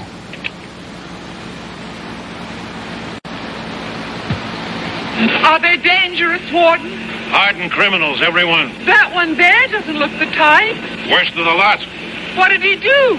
Stashed away the family's right guard. Tried to keep it all to himself. Left his whole family defenseless. Beast! Gillette Right Guard. The perfect personal family deodorant. Because nothing touches you but the spray itself. Don't leave your family defenseless. Keep an extra right guard on hand. The new pitcher. Saw him warming up down there a while ago. Al Sparky Lau. He was 2-2 at Toronto. He's a relief specialist from Reynoldsville, Pennsylvania. Been 2 games here since he's been in Detroit. They haven't scored often. Sandy, how does he throw? Left-handed, Pee-wee. Thank you very much. What are you trying to tell me? You haven't seen him pitch? No, I haven't, Pee-wee, but if he's a relief specialist, I'd have to bet that he throws a sinking fastball and probably has a pretty good breaking ball slider. Most of your relief pitchers are guys that can make the opposing players hit the ball on the ground. Yes, sir. The great relief pitchers always keep that ball down, it seems like, and usually have a sinker. Kurt, you have some other scores. Minnesota, Chicago, no score at the end of 6. Merritt against John. Cleveland 3, Washington 2 into 3. Tiant for the Indians. Pretty relief. Coleman in the 2nd. Tony Horton homered in the 3rd. Nobody on for the Indians. New York to Baltimore. Twininer tonight. Doubleheader, Kansas City at California. And the Pirates lead Cincinnati 5-0 in the 4.5. The only other game going right now in the National. The first pitch to Norm Cash, the breaking pitch. A wild swing at it. Last night,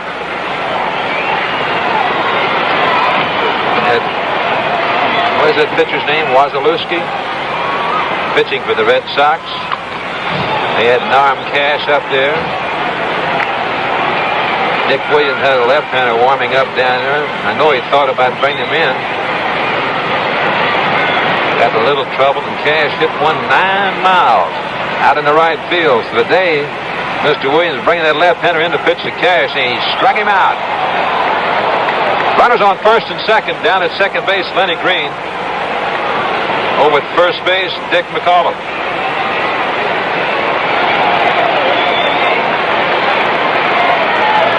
Another left-handed hitter, Jim Northrup, batting .274. We have a right-hander warming up. It's Brandon. May see him come in the next inning to pitch the bottom half of that lineup, who's all right-handed. Say one thing, this Lyle looks pretty good. There's Brandon.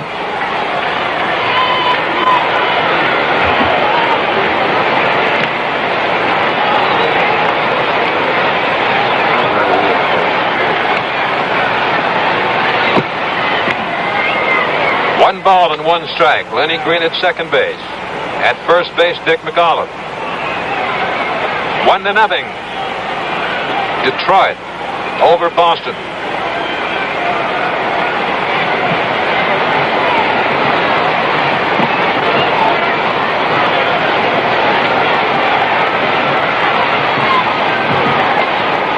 Gary Stange goes 5 1/3 inning, giving up 1 run so far. The 2 base runners belong to him. Pitched a fine ball game, Stange did.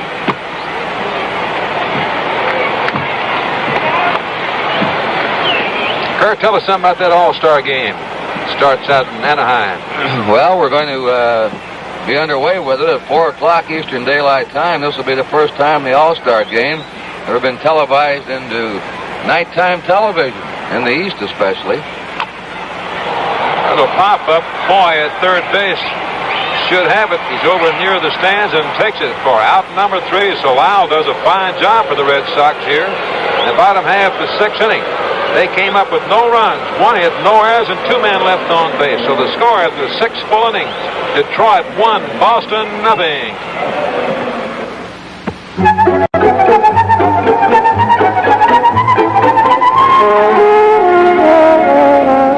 Is there a special day to try Salem filter cigarettes?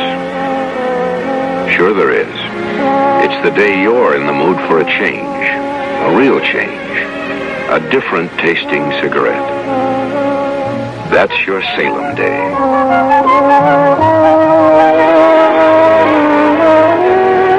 Today, get the taste that's springtime fresh every time around. Discover how Salem refreshes your taste.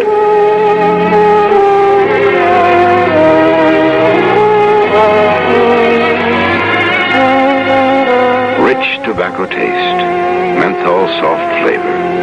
That's Salem. And today's your day to try them.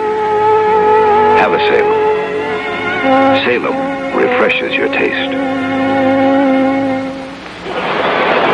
Fans next Saturday will be traveling to the Dodger Stadium in Los Angeles for the game between the surprising Chicago Cubs and the Los Angeles Dodgers.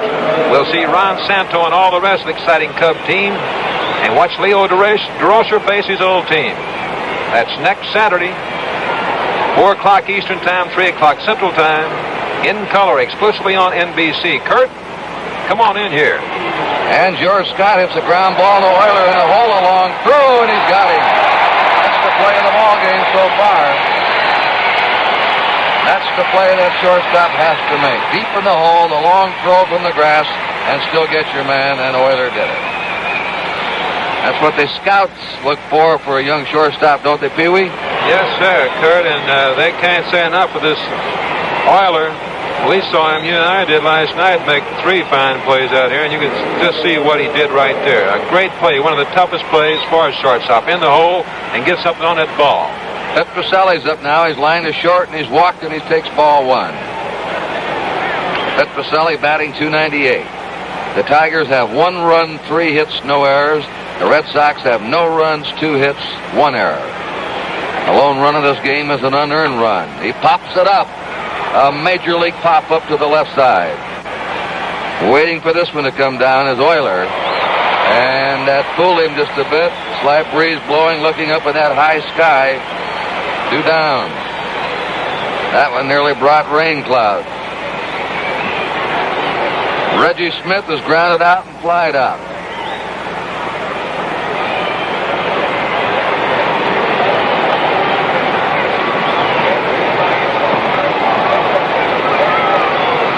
We have 30,000 here this Saturday afternoon, combined paid and youngsters at Tiger Stadium. A strike to Reggie Smith.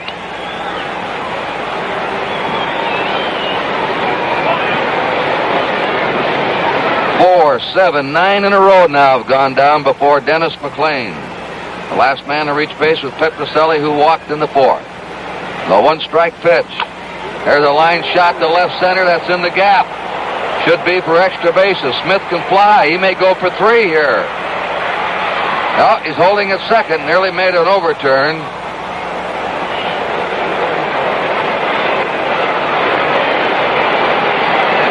Going out to meet the relay in was the shortstop, Roy Euler.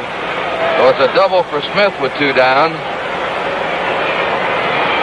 And they're calling Mike Ryan back. And they're going to hit for him. I believe it'll be Jose Tartabull, a left-handed batter. The Red Sox now have the tying run at second, 2 down. Tartabull went to the bat rack.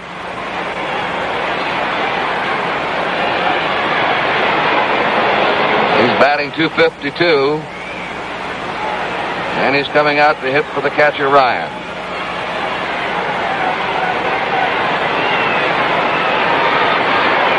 The Red Sox have had 3 hits. Single by Andrews, double by Yastrzemski, a double by Reggie Smith. The Tigers have had 3 singles. Lenny Green is 2 of them, and McLain the pitcher. So from 2 to 8 in that batting order, the Tigers haven't had a hit. Kurt, a lot of times you put a pinch hitter in like that with a tying run on at second base. It's late in the ball game. It's the 7th inning.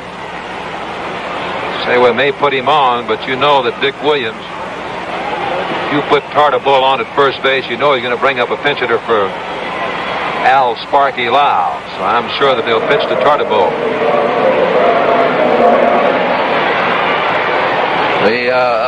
The best left-handed pinch hitter, Pee-wee, the Red Sox have, is in the service right now. Dalton Jones putting in a 2-week pitch. They have Jerry Adair available, but they're short on left-handers. You know, you almost need a scorecard anymore to keep track of these ball clubs with this 2-week service. If every club has 2 or 3 fellows going in and coming out. Houston at one time had 5 of them coming in and going out. Runner on second, 2 down. Jose Tartable batting. Takes a strike here. A tight ball game, 1-0.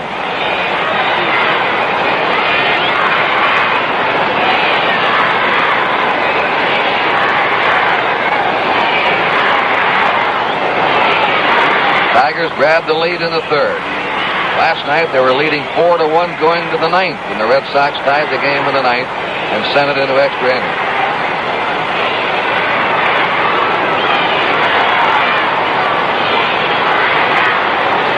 Here's the 1-strike delivery. Strike 2 to Jose Tartable. The Tigers and the Red Sox have played 8 games this year, and they split 4-4.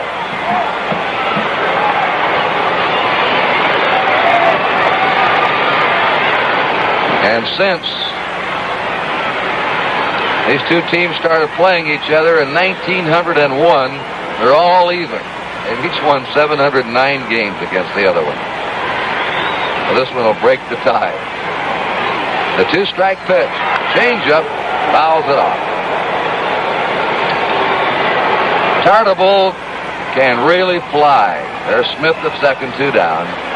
He hits a slow bounder to the infield. He's very difficult to throw out. One of the fastest men in the majors.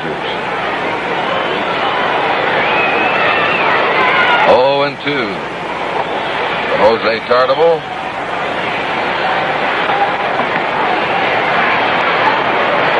Reggie Smith at second, 2 down. 1 ball, 2 strikes now. Sparky Lyle, the pitcher's on deck, and they have Darrell Brandon warming up in the Red Sox bullpen.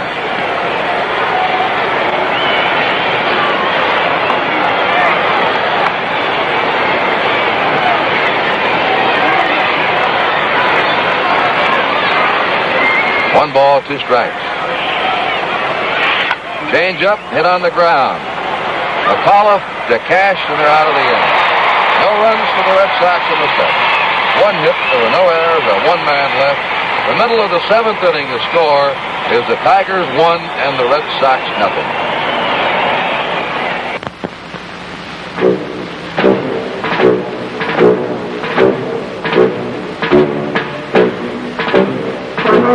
They would stretch from Greenwich Village,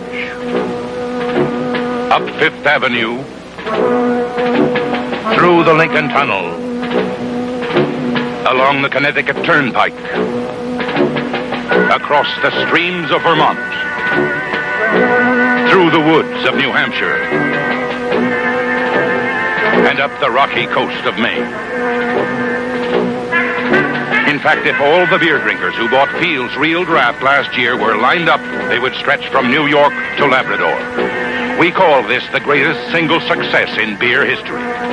Now, we could shout about Peel's Real Draft. We could brag about its flavor. But we feel 1,314,630 new customers is the best advertisement of all time. Come on, buddy. Join the line.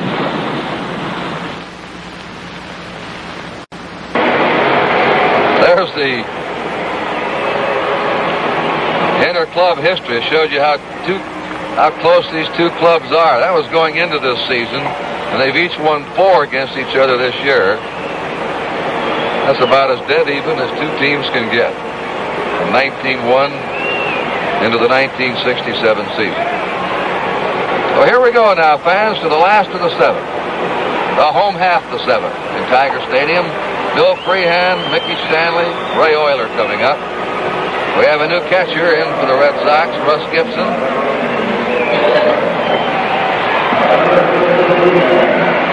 Sparky Lyle is pitching. Bill Freehand has grounded out twice. 0 for 2, batting .277.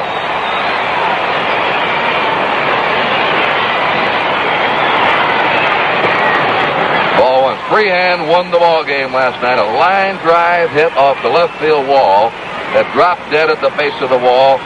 Scored the winning run from first base. 1 ball, no strike.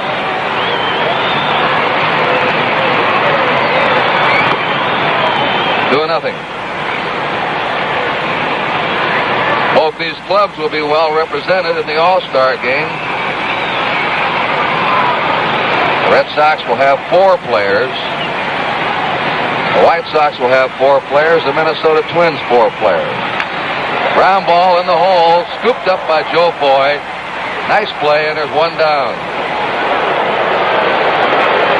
Mickey Stanley coming up. Fouled out and flying out. The Tigers will have 3. They had 3 voted. K-line has been replaced. By the way, they announced today that Tony Conigliaro would start in the outfield for the American League, as Frank Robinson is now out of the game. He still is suffering double vision after having a slight concussion, and Robinson will not play. The Baltimore Star. Strike 1. So the starting outfield will now be Yastrzemski, Oliva, and Conigliaro. And I would imagine they're trying to manage the ball club for Hank Bauer, but he may have to put Yastrzemski in center field because I don't believe Conigliaro or Oliva played center. Foul ball. 0-2. So they'll be in the starting lineup without a really natural, regular center fielder. The American League had 4 of their pitchers pitched last night in the All-Star squad. Downing, Peters, Chance, and McLaughlin. They'll be well rested, 4 of those boys. The National League had none of their All-Star starters. Worked last night. Boy handling the chopper. 2 down. Ray Euler coming up. Marichel's pitching today against Drysdale.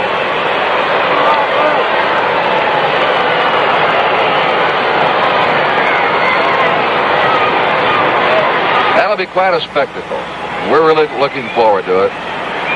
Pee Wee, Sandy, and I will be out there covering the game for NBC Tuesday, 7 o'clock, Eastern Daylight Time. We'll be joined by Buddy Black, the Angels broadcaster. Strike 1. Understand that Gene Autry, the owner of the club, President Bob Reynolds, General Manager Fred Haney, really gone to a lot of preparation and going to play outstanding host role for all the press and radio and the fans. It's a beautiful ballpark, by the way. If you've never seen it in person or on TV, I know you'll be delighted to see it when we telecast Tuesday. A 1-1 pitch. Fouled off, 1-2. Our score here, the Tigers are leading the Red Sox 1-0, last of the 7th.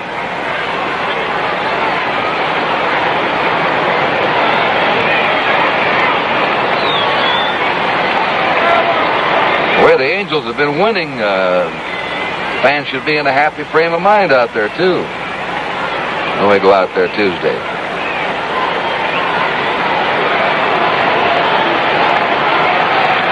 One ball, 2 strikes. He went after that bad fastball way outside, and Sparky Lyle blew him down in the 7th. 3 up, 3 down. The end of the 7th inning here in Detroit. To score, the Tigers 1 and the Red Sox 0.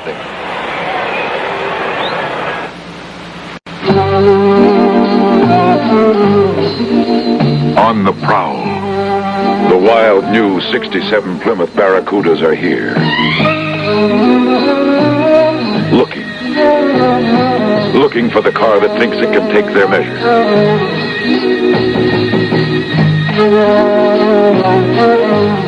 But there are no takers. The 67 Barracuda Hardtop, America's lowest price sports car.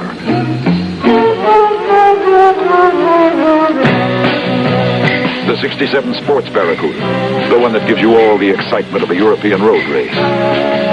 Take a 67 Barracuda for a test drive. You won't be disappointed. Plymouth is out to win you over this year. Follow your heart, see your Plymouth dealer today.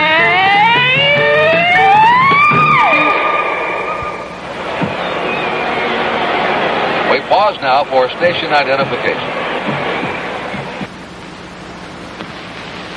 Help keep the last of the great beers great. Never use for medicinal purposes. Do not serve at room temperature. With one exception. And above all, don't try to improve it.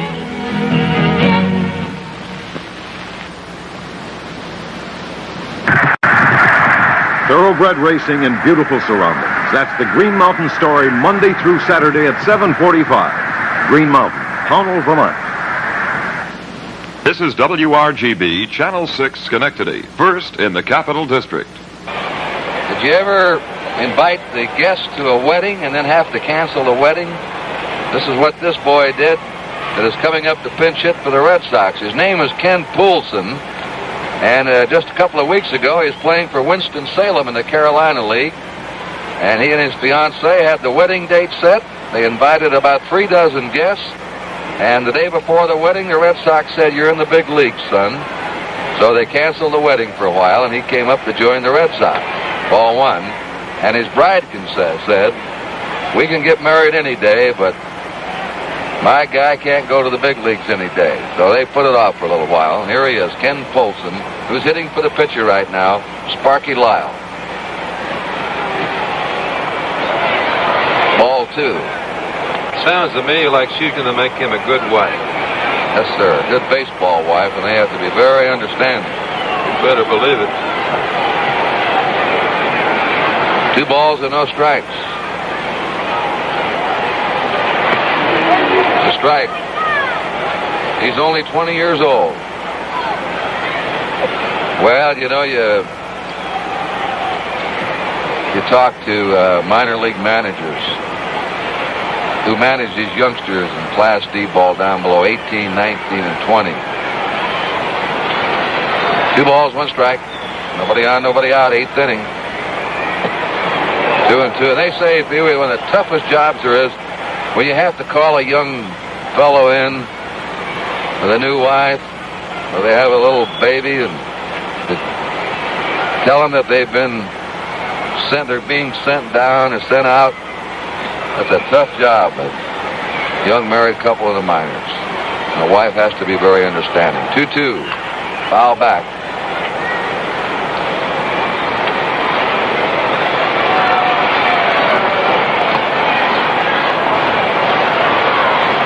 These baseball wives deserve a lot of credit. They have to maintain 2 homes when they play. Usually their regular home. And then they come to the Major League City where their husband's playing and bring the family. Bounding ball is foul.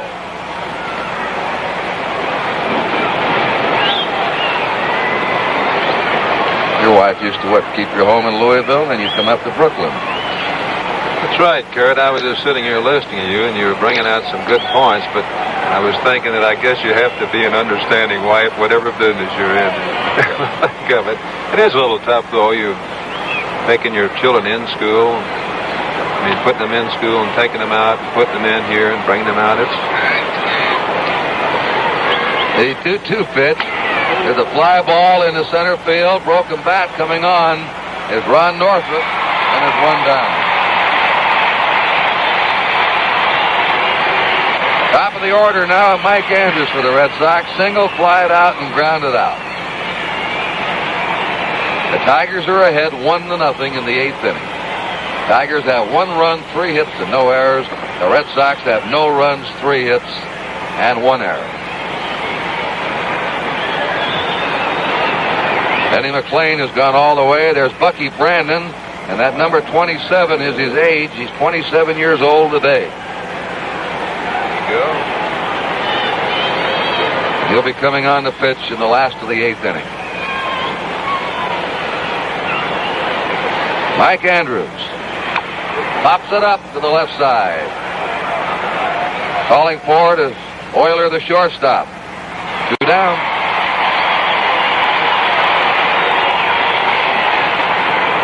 Joe Foy has walked, fly to center field twice. He's 0 for 2.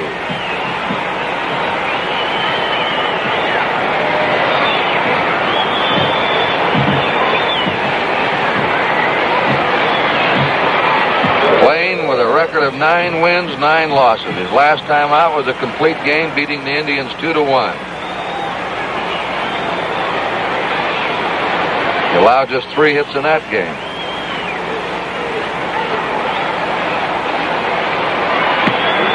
Slow ball to Foy is ball one. Now, McLain's getting into the big boys in that Red Sox lineup. Foy, Yastrzemski, Canigliaro, Scott, and Petrocelli. Another slow one. Ball 2, 2-0.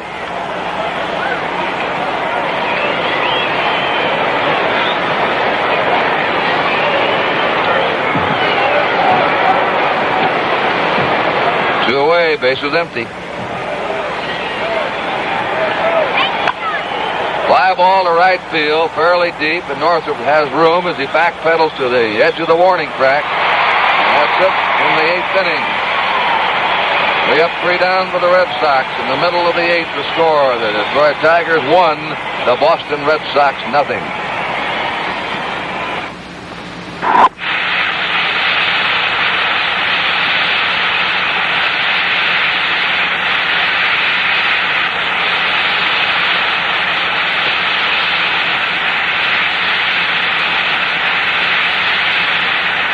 Gillette packs an avalanche of smooth shaving comfort in new Gillette Foamy.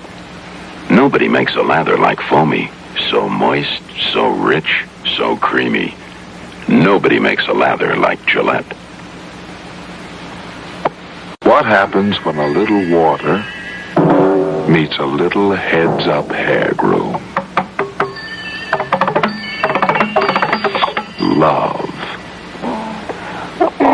Heads Up mixes with water. You get water's clean look with the staying power of hairdressing. And you just add water to comb it again. Isn't love wonderful? Bucky Brandon is making his 18th appearance of the year for the Red Sox. He's won 2, lost 7, an earned run average of 4.16. In the last of the 8th inning, he'll face the Tiger pitcher, Dennis McLain, and then Lenny Green and Jerry Lumpy at the top of the order. And the hand you hear in the background is for McLain, who has fired a 3-hit shutout so far today. In other games, Minnesota and the White Sox. The end of 7, no score. That's the big one.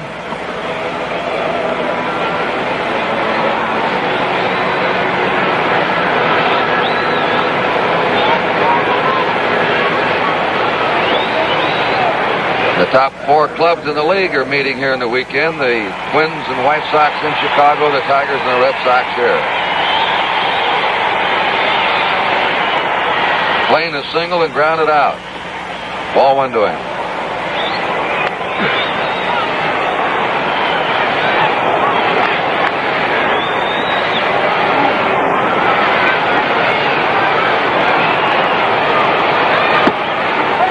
Fastball strike, 1-1.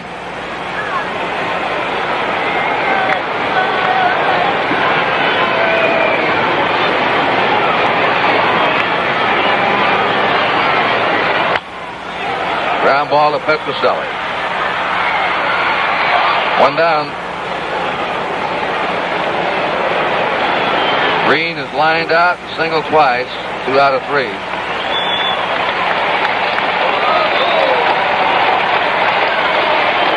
409 batter. The Tigers put him in their uniform here and brought him up from Toledo. He and his mother own a florist shop here in Detroit.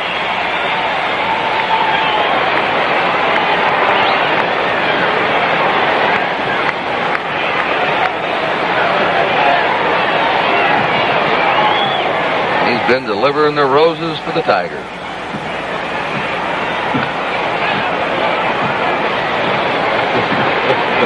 Ball 1 to Lenny Green. Tigers ahead 1-0.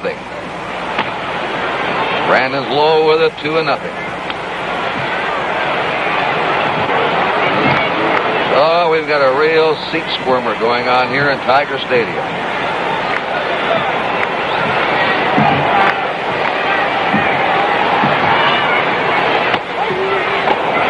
Two and one.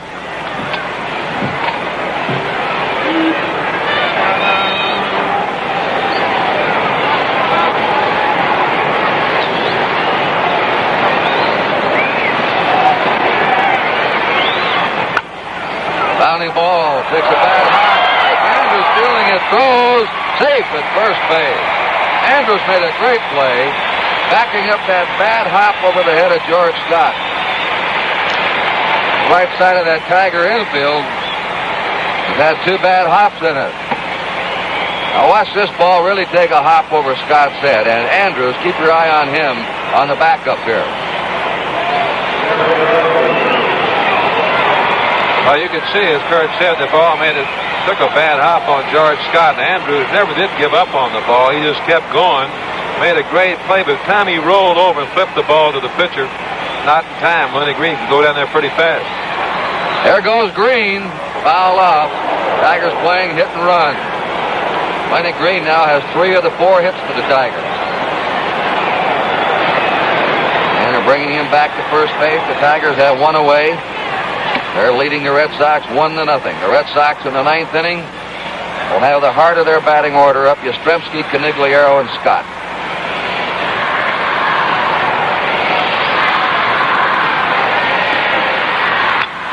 That one's hit deep in the center. Reggie Smith on his horse.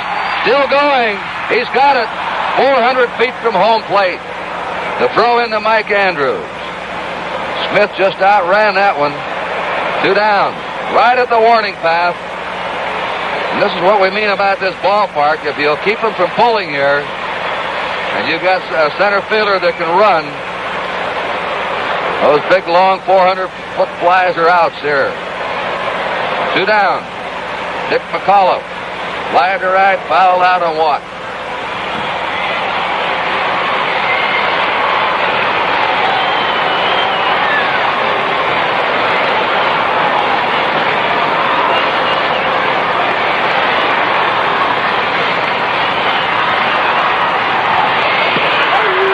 Slow ball for a strike. Notice one thing about Reggie Smith that out there, he turned to his left then, and he kept that ball right on his left all the way. A lot of times you see an outfielder turn to left, that ball's on the right-hand side. It's tough to catch. But he turned right away and just kept going and went right for the ball. He handled that one beautifully. And he whirled and got that ball back into that infield, too. Green getting back.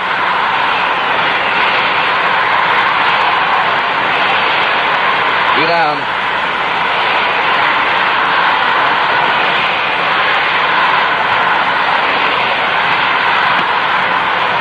One ball, 1 strike to Dick McCullough.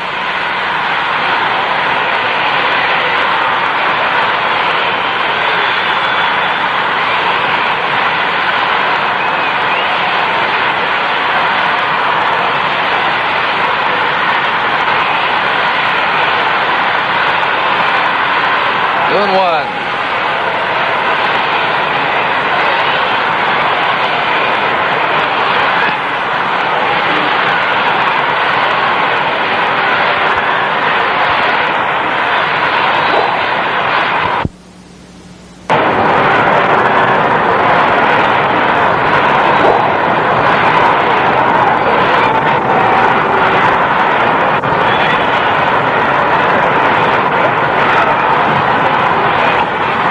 It off of the plate. 2-2 to McCullough. With 2 out, Lenny Green's at first. The Tigers won, the Red Sox nothing in the last of the 8th inning.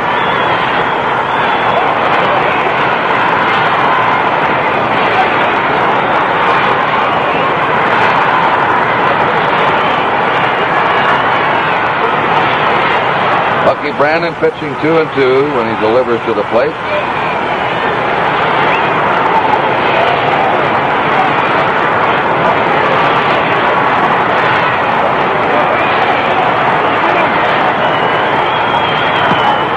Now 3-2, and Green will be going on this pitch.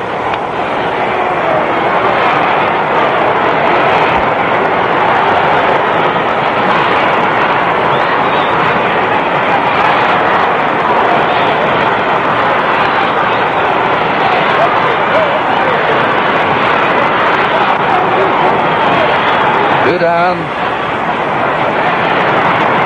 Green will be running.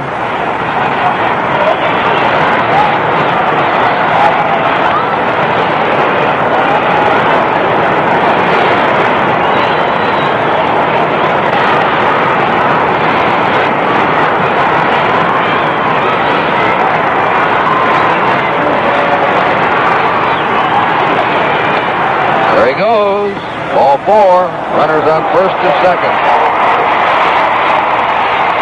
The batter, Norman Cash, flying out, grounded out, and struck out.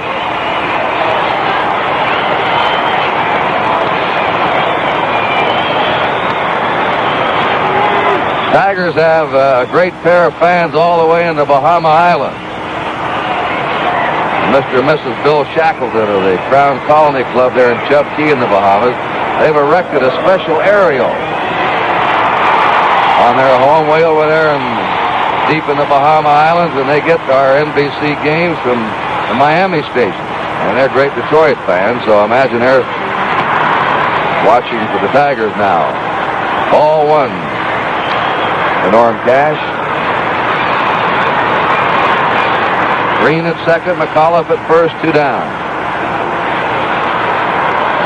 Tigers 1, Red Sox nothing.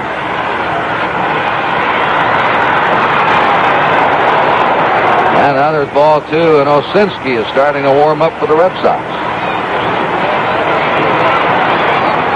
That's Joe Foy has asked for time. Yastrzemski getting heated up. And the third baseman Foy's come in here for 2 reasons. One, to try and settle his pitcher Brandon down, and to give Yastrzemski some extra time out in the bullpen.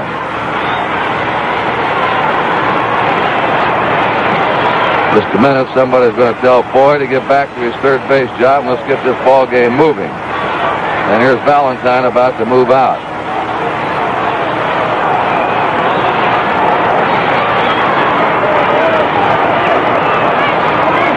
Two and nothing to Norman Cash. Runners on first and second. 2 down. They're not holding at first. Cash looked at that fastball in there. And I believe he said to himself, boy, I should have ripped at it. 2 balls and 1 strike.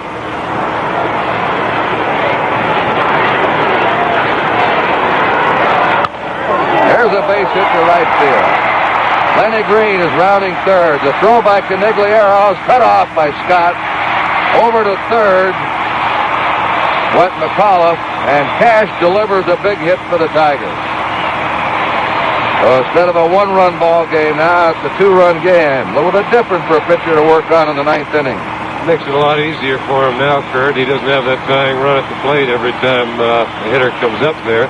Especially on a day like today, as hot as it is, and he looks like he's a little tired, McLain. He's walking awful slow back and forth from the mound. Runners on first and third, 2 outs. The Tigers leading now 2-0. The last of the 8th, and Jim Northrup up. Now struck out, grounded out, and fouled out.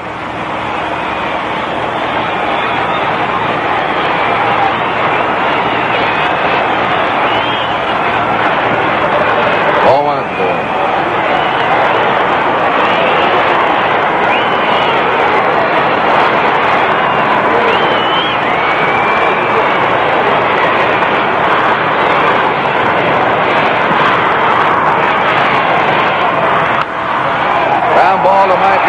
Flipping to Petroselli for the force play on Cash. The side's out, but the Tigers picked up a big run on 2 hits. No Red Sox error. The Tigers left 2. At the end of 8, the score is the Detroit Tigers 2, the Boston Red Sox nothing.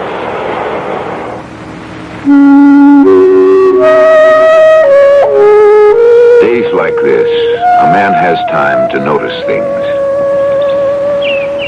Like the little sounds of deep woods and shallow water, and the fresh taste of a Salem. Have a Salem, see how Salem refreshes your taste. From the first puff to the last puff, refreshes your taste.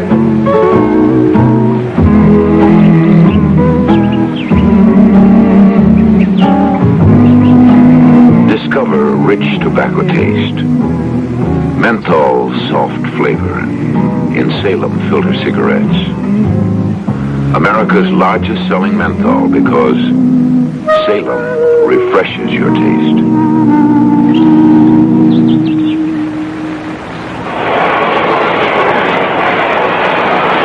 ninth inning, fans in Tiger Stadium. The Red Sox have their 3, 4, and 5 hitters of their lineup up.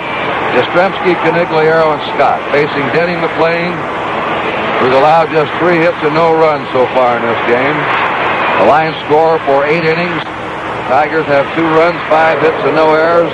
The Red Sox have no runs, 3 hits, and 1 error. Dick Tracewski is going to third base now for the Tigers, replacing Jerry Lumpy.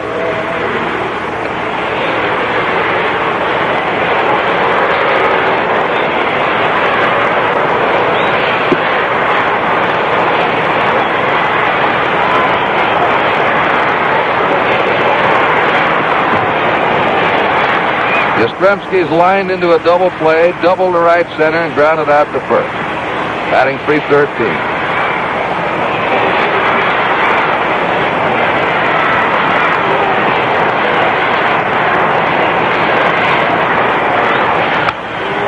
Fly ball looping into the right field corner, a base hit for Yastrzemski to start off the ninth. And now the tying run will be coming to the plate.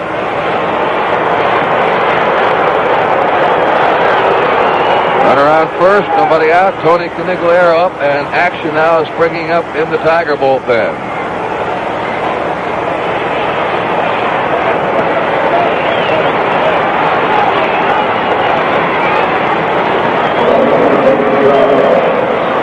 Like Marshall and Gladding.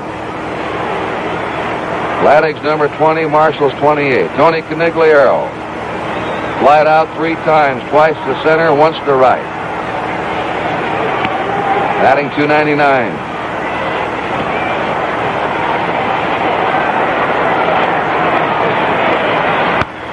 It's a high fly left center. Stanley has flipped the sunglasses down, looking up. 1 away. Yastrzemski getting back to first.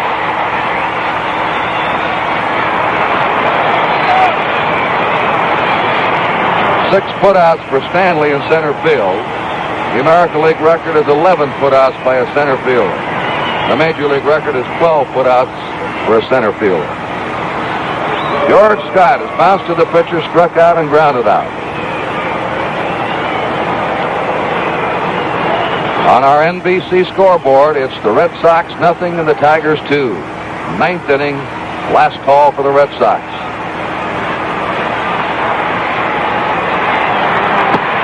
Ball 1 to Scott. Petroselli's on deck.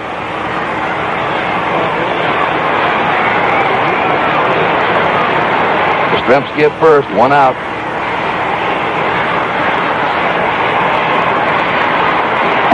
Two and 0.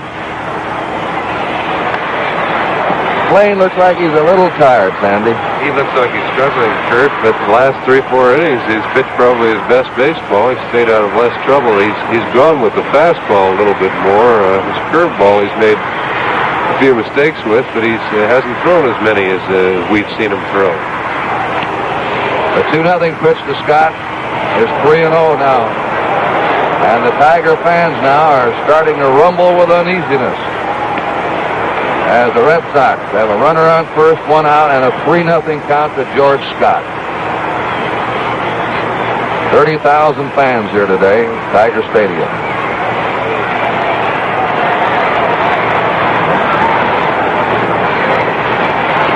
The 3-0 pitch. Right in there to him, 3-1.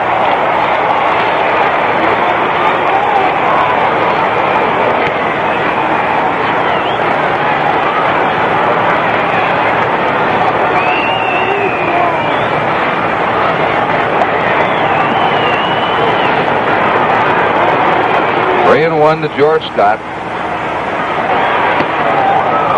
Ball 4. That's the 4th walk by McLain, but his first walk since the 4th inning. The Red Sox now have runners on first and second, 1 out. Enrico Petroselli up. Petroselli is lined out to short, walked, and popped to short.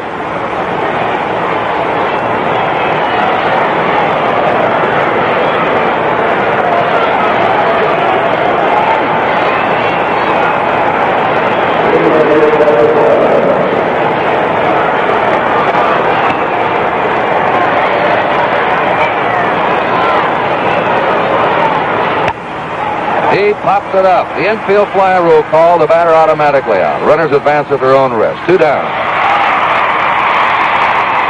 Call handled it. And rookie Reggie Smith now is the last hope for the Red Sox. He's grounded at first, flying to left, and doubled. 1 out of 3.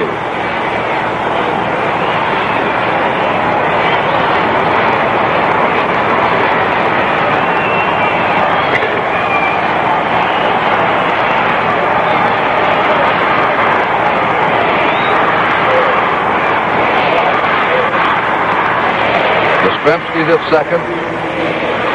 Scott's at first. 2 down.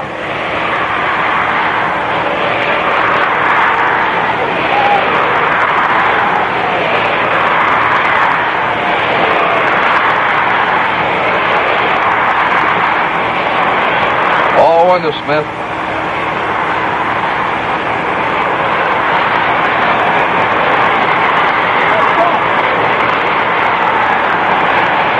Two down, 9th inning. Tigers 2, Red Sox nothing.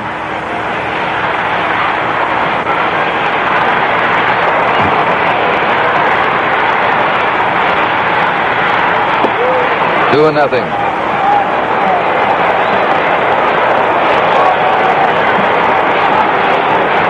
There's Scott at first. Yastrzemski at second. And Jose Santiago now warming up in the Red Sox bullpen. Russ Gibson, the Red Sox catcher, is the on-deck batter.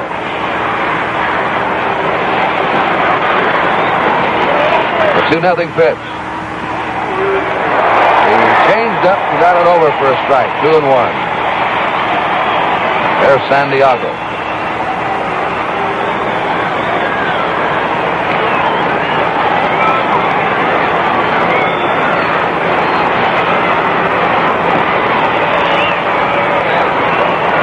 Mayo Smith watching intently his pitcher McLain, hoping for that last out, the hardest out to get in the ball game. 2-1 is the count. A chopper hit the short. Euler makes the play. The ball game's over.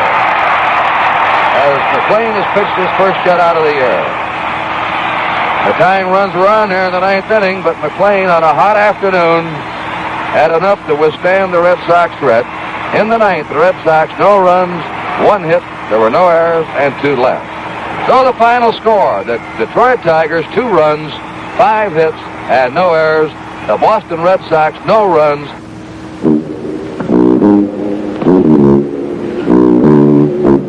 Some people actually believe that old beer is good beer. If this were true, people would have beer cellars. And we'd bottle our vintage beer in nifty-looking decanters. And you could tuck away your oldest beer with the rest of your extra private stock. You could save it for extra special occasions. Serve it in nice little sophisticated glasses. Or maybe you'd even whip up a vintage beer sling. Well, the truth is, the fresher the beer, the better the taste. That's why we brew Black Label locally, all around the country. In fact, you can't buy any good old Carling Black Label.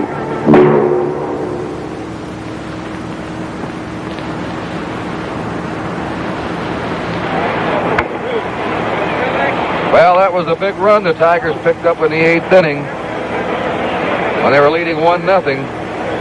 Lenny Green got on with a hit, finally scored our Norm Cash's single. That made it 2-0 because the Red Sox, Yastrzemski led off the top of the 9th with a single, and the Red Sox might have played a little bit differently with a bunt trying to move a man on into scoring position. So there's your line score again, and the Tigers have won their 6th in a row, and the Red Sox have lost their 4th in a row. This broke a Red Sox streak, though. Their last 10 losses have all been by 1 run. That is, the last 10 games they've lost. Today they lost by 2 runs. Again, the final score, the Tigers 2 and the Red Sox nothing.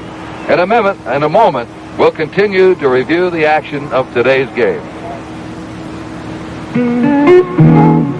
The man with the wild new 67 Sports Barracuda has a lot going for him. He's got a car with the irresistible look, the irresistible feel of a European sports car.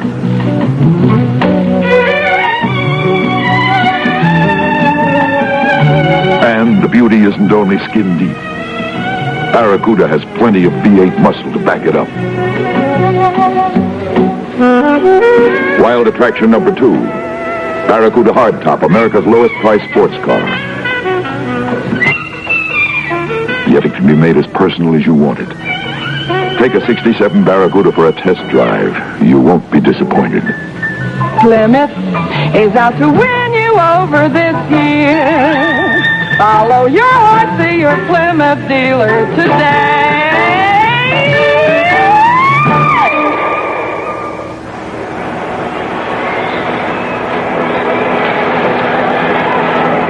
Our statistician today is Alan Roth, our stage manager Jim O'Gorman, and on behalf of Pee Wee Reese and Sandy Koufax, Kurt Gowdy saying again the final score: the Tigers 2, the Red Sox nothing.